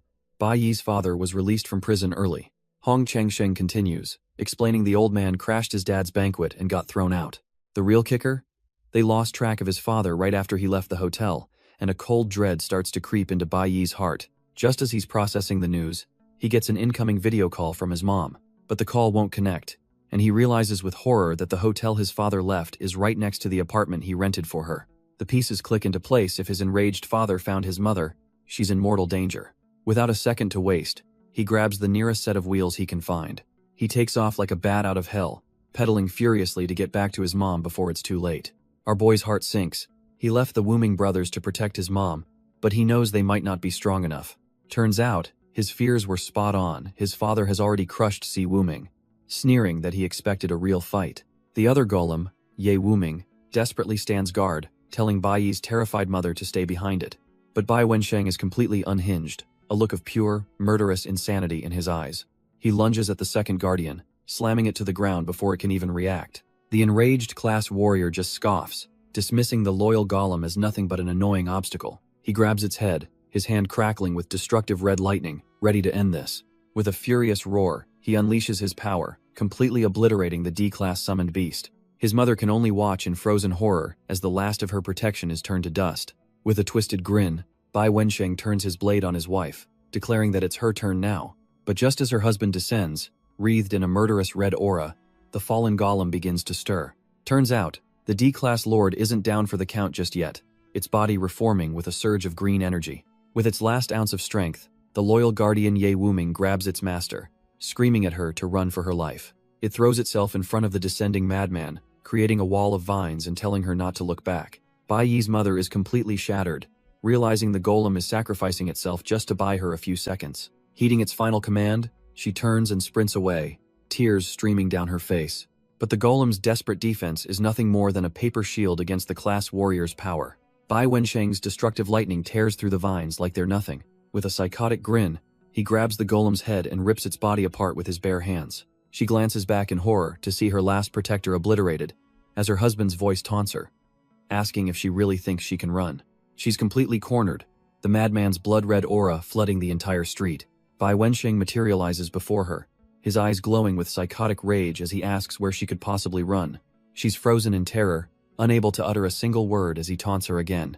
Mustering her last bit of courage, she slaps him hard across the face in a final act of defiance. Unfazed, he grabs the jade pendant from her neck, snarling as he asks if that dog gave it to her too. With a guttural roar, he crushes the precious memento into 1,000 pieces. Her eyes widen in horror. That was her last sliver of hope, now turned to dust. His sanity completely gone, Bai Wensheng pulls out a knife, ready to finish the job. In that split second, she remembers a promise. If she was ever in danger, crushing the pendant would summon help. Suddenly, our boy Bai Yi appears out of thin air, grabbing the blade just before it reaches his mother's face. His mother is completely stunned, unable to process that her son just appeared from nowhere. But Bai Wensheng is just filled with pure, unadulterated rage at being interrupted. Our boy's eyes are like daggers as he declares that this cycle of abuse ends tonight. The confrontation triggers a traumatic memory, showing a young Bai Yi screaming for his father to stop hitting his mom. He was just a helpless kid, tied to a chair and forced to watch his father brutally beat his mother with a wooden plank. The monster just kept ranting about how hard he worked while bringing the weapon down again and again. The horrific scene is reflected in the young boy's tear-filled eyes as he begs for it to end. His desperate pleas are completely ignored as the plank finally shatters from the sheer force of the blows. All he can do is cry out in absolute anguish, his heart breaking with every strike. The memory fades on the image of his mother, broken and bleeding on the cold, hard floor. It all started because his mom took him to an amusement park and forgot to tell the old man they'd be home late. Turns out, his father had failed to find a job that day, and he decided to take all that pathetic anger out on his family. With his eyes glowing red, the monster in his heart was completely unleashed. The sheer force of our boy's grief and rage shatters the very chains binding him to the chair. He could only watch in horror as his father beat his mother to death right in front of him. That single moment of absolute despair cracked something deep inside his soul. The trauma was so profound that it triggered a second-class advancement, a phenomenon almost unheard of. His soul was reforged in the flames of tragedy, evolving his class into the legendary Nucleo Holy Swordsman. Having lost all control, the newly awakened boy turns his furious gaze upon his own father. He manifests chains of pure holy energy, binding the dumbfounded monster who just murdered his mother. In a fit of pure rage, the young boy strangles the life out of his own father, finally ending the monster's rampage. But his revenge is hollow. Even with his father dead, his mother is already gone, lying lifeless on the floor. The power he awakened came at the ultimate price, leaving him alone and weeping over his tragic victory. Snapping back to the present, our boy makes a solemn vow. This time, he will not be a single step too late. As the assassin strikes, he meets the blade with his bare fist, shattering the weapon into 1,000 pieces. The attacker is completely stunned, watching Bai Yi stand as an unbreakable shield in front of his mother. Suddenly, a flash of recognition hits the assassin, his eyes glowing with a sinister red energy as he realizes who he's facing. The scarred man grins like a maniac, deciding this is the perfect opportunity to kill both mother and son together. But our boy is more than ready, unsheathing his sword with a cold, unwavering gaze. The killer's desperate lunge is met with a perfect parry, deflecting the attack and leaving him wide open. The force of the parry sends the assassin skidding back, his hands raw and bleeding from the impact. He coughs up a mouthful of blood, completely dumbfounded by the kid's impossible strength. But then he sees the blade, realizing with a jolt of fury that it's the Kunwu blade, confirming our boy's identity. As his mother trembles in fear, two monstrous flora element beasts materialize behind her like loyal guardians. Bai Yi doesn't even flinch, commanding his D-class summons, the Wuming brothers, to get his mother to safety. The scarred man's rage turns into a twisted grin, realizing the kid isn't just a swordsman but a summoner too. He points accusingly, his mind blown that he's facing a 1 in a million dual elementalist. The assassin bursts into a fit of insane laughter, declaring that Bai Yi is truly the son of the legendary Bai Lingsheng. Our boy remains ice cold, his expression unchanging, utterly unimpressed by the villain's theatrics. But the killer sneers, saying that just inheriting his old man's talent won't be nearly enough to survive this. He starts listing our boy's supposed sins, like stealing from his father's safe and sending him to prison. With his aura flaring, he declares that none of these actions can ever be forgiven. The assassin screams, accusing Bai Yi of getting arrogant just because he's a dual elementalist. He unleashes a massive wave of destructive red energy, aiming to wipe them all out. Bai Yi's mother cries out a warning as the Wuming brothers move to protect her. But our boy doesn't even blink, calmly switching his class to Cloud Element Mage. His eyes narrow with icy determination, ready to end this. A colossal wall of razor-sharp ice erupts from the ground, completely dwarfing the assassin's attack. The killer is instantly trapped in the ice, his face a mask of pure shock and disbelief. He wonders if he's facing a dual-class user, but Bai Yi's cold stare makes it clear the answer is a hard no. With the assassin frozen solid, Bai Yi calmly explains that this trash-tier killer isn't worthy of knowing his secrets. He tells the man that his questions about classes are irrelevant, because as he is right now, he's nothing more than a bug. The killer is dumbfounded, then absolutely livid at being called worthless by some kid. He starts to laugh maniacally, thinking a little praise has made our boy arrogant. The assassin boasts that he's a battle-hardened C-rank veteran, far beyond a newly awakened rookie. With a massive burst of red energy, he shatters the ice prison, screaming that he's the one in charge here. But Bai Yi is already switching back to his Nucleo Holy Swordsman class, his blade flaring with green light. The assassin's punch flies, only to be met by the flat of Bai Yi's sword in a perfect block. Our boy holds him back without even flinching, proving the gap between them is bigger than the killer could ever imagine. With the assassin's punch stopped cold, Bai Yi counters with an armor-breaking strike, smashing his holy sword straight into the man's chest. The killer is completely dumbfounded, staring at the blade that just shredded through his defenses like they were nothing. He yanks the sword out, blood gushing from the wound, but the shock of the attack has already broken him. Collapsing to his knees, he demands to know how a supposed E-rank rookie could possess such overwhelming attack power. But our boy just looms over him, his eyes glowing with cold fury as he prepares to deliver the final judgment. He calmly informs the man that as of today, they are no longer father and son, and his mother will have nothing to do with him either. With ice in his veins, Bai Yi declares that the man before him, Bai Lingsheng, is now absolutely worthless in his eyes. His father just trembles on the ground, completely shattered by his son's words. But then, a broken, maniacal laugh starts to bubble up from the defeated man. He glares up with crazed eyes, trying to guilt-trip our boy by screaming about how he slaved away just to keep him and his mother alive. He roars that no matter what, our boy will always be his son, a fact he can never escape. Screaming that he's an ungrateful wretch, the trash-tier father lunges forward with a desperate punch. But Bai Yi dodges the telegraphed attack with zero effort, effortlessly vaulting over him.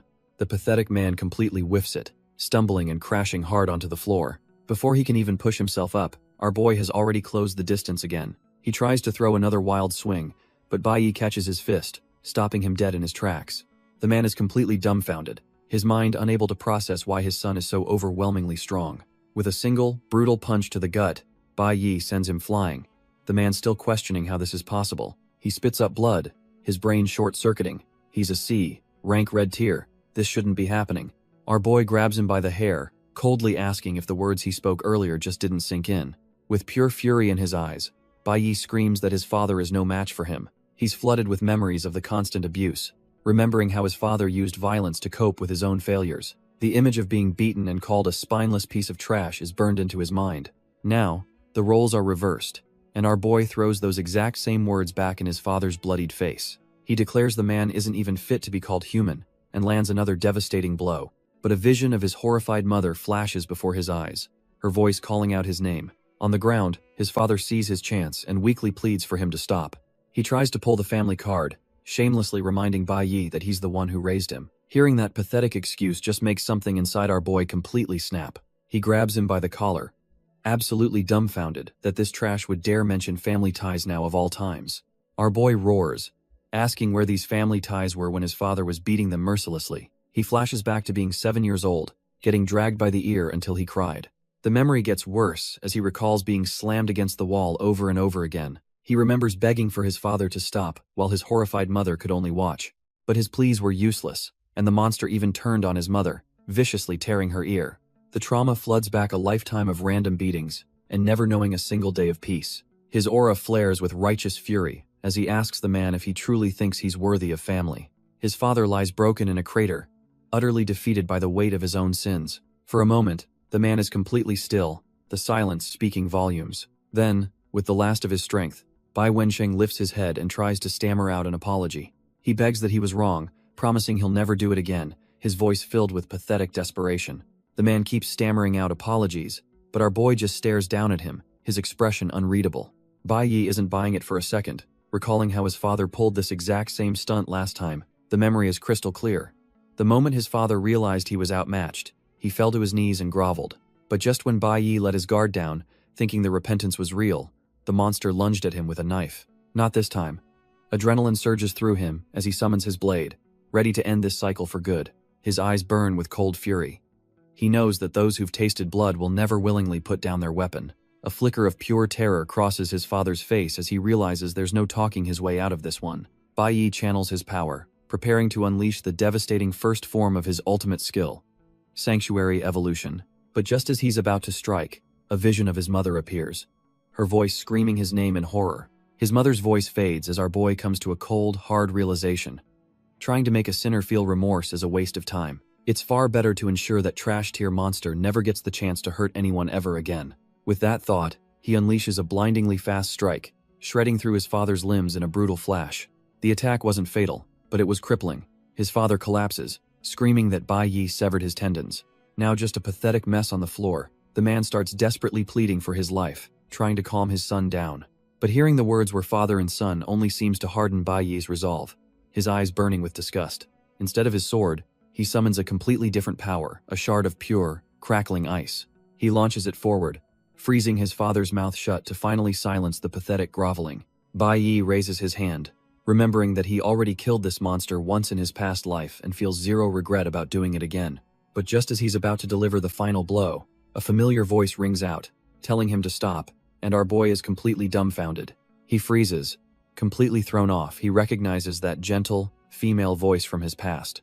A vision of his mother appears, held by his golem Ye Wuming, who is somehow channeling her voice to him. She pleads with him, begging him not to become a monster just like the man he's about to kill. Looking down at his crippled father, he hears his mother explain that the man has already lost everything he ever took pride in.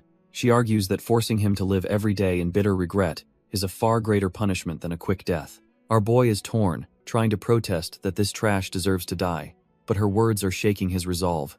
With a pained expression, his mother tells him she doesn't want to witness him walking down such a dark path. A vision shows two versions of himself, one calm, the other a blood-soaked killer, as she says that's not the future she wants for him. She doesn't want him to live his life in the shadows, trapped by his own hatred.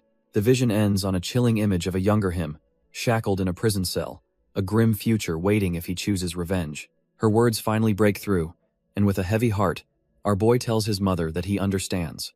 Standing over his father's broken body, he declares he won't kill him, but he'll make damn sure he never returns. He decides to use a brutal ability from his past life, one that's far crueler than a simple death. It's the second form, Judgment, a technique that permanently strips an opponent of all their mana. With cold, glowing eyes, he unleashes the full might of his accumulated power. A torrent of golden energy rips through his father, and a system alert confirms it. Awakened power, lost forever. He coldly informs the man on the ground that he has just stripped him of his power, making him a nobody. The first condition is laid out. Leave the city by tomorrow and stay away from his mother for good. For the second condition, he has his golems memorize the man's scent, warning him they'll be watching. His final threat is chillingly clear. If his father ever comes within 3 kilometers of her again, he will kill him, even if it means life in prison. Broken and powerless on the floor, his father can only stammer in defeat. With his spirit crushed, the man finally whispers his understanding into the cold night air. The conflict is over, leaving only a quiet stillness around the apartment building. Back inside, Bai Yi has his 2 D-rank golems standing guard, demanding they heal his mother. One of the golems, bizarrely wearing an apron, confirms that the trash-tier father never even touched her. Our boy kneels, just thankful he made it in time, as his mother gently reassures him. She gives him a warm smile, insisting that she's perfectly fine and he shouldn't worry. But he knows better, thinking to himself that he must find her a new protective jade pendant immediately. His eyes suddenly fly open in shock as he realizes he just said that thought out loud. His mother is left dumbfounded, questioning what he just blurted out about a jade pendant. They both freeze in disbelief, realizing his mother just spoke for the first time in years. Bai Yi can't help but grin, confirming it wasn't telepathy, she actually spoke out loud. His mother is utterly dumbfounded, but one of the golems chimes in, explaining it simply healed some old nerve damage. The scene shifts as the golems question their master's resolve, asking if he truly intends to leave. They remind him that his mother and friends are all here, wondering if he can just abandon this life. But our boy's mind is made up. He's already paid the rent and prepared a new jade pendant to protect his mom. For all other times, he's entrusting her safety to his 2 new D-rank guardians. Back in reality, the scene is absurdly wholesome as the golems help his mom cook dinner. She thinks her son is just leaving on a journey to grow stronger, completely unaware of the truth. But he's no longer the boy she remembers. He's a man on a mission for vengeance, and his target is finally within reach. The face of his nemesis, the traitor gardener, flashes in his mind, the man he's sworn to destroy. He clutches the invitation to the Gods Guild, knowing this is his ticket to reach his target's kingdom far faster than in his past life. But as he watches his mother from afar, he admits to himself this is a suicide mission he may not survive. He sees this as a one-way ticket, a grim journey he has no choice but to embark on. Suddenly, his mother snaps him out of his dark thoughts, realizing she's forgotten what time it is. She excitedly announces it's time for the blessing ceremony, an annual event held by the Flower God Temple's high priest. Our boy remembers his mom is a devout follower and is hit with a wave of guilt he hasn't told her he's leaving tomorrow. Seeing her so happy, he decides it's better to just slip away quietly, without a painful farewell. After all, he thinks to himself, he's never been any good at saying goodbye.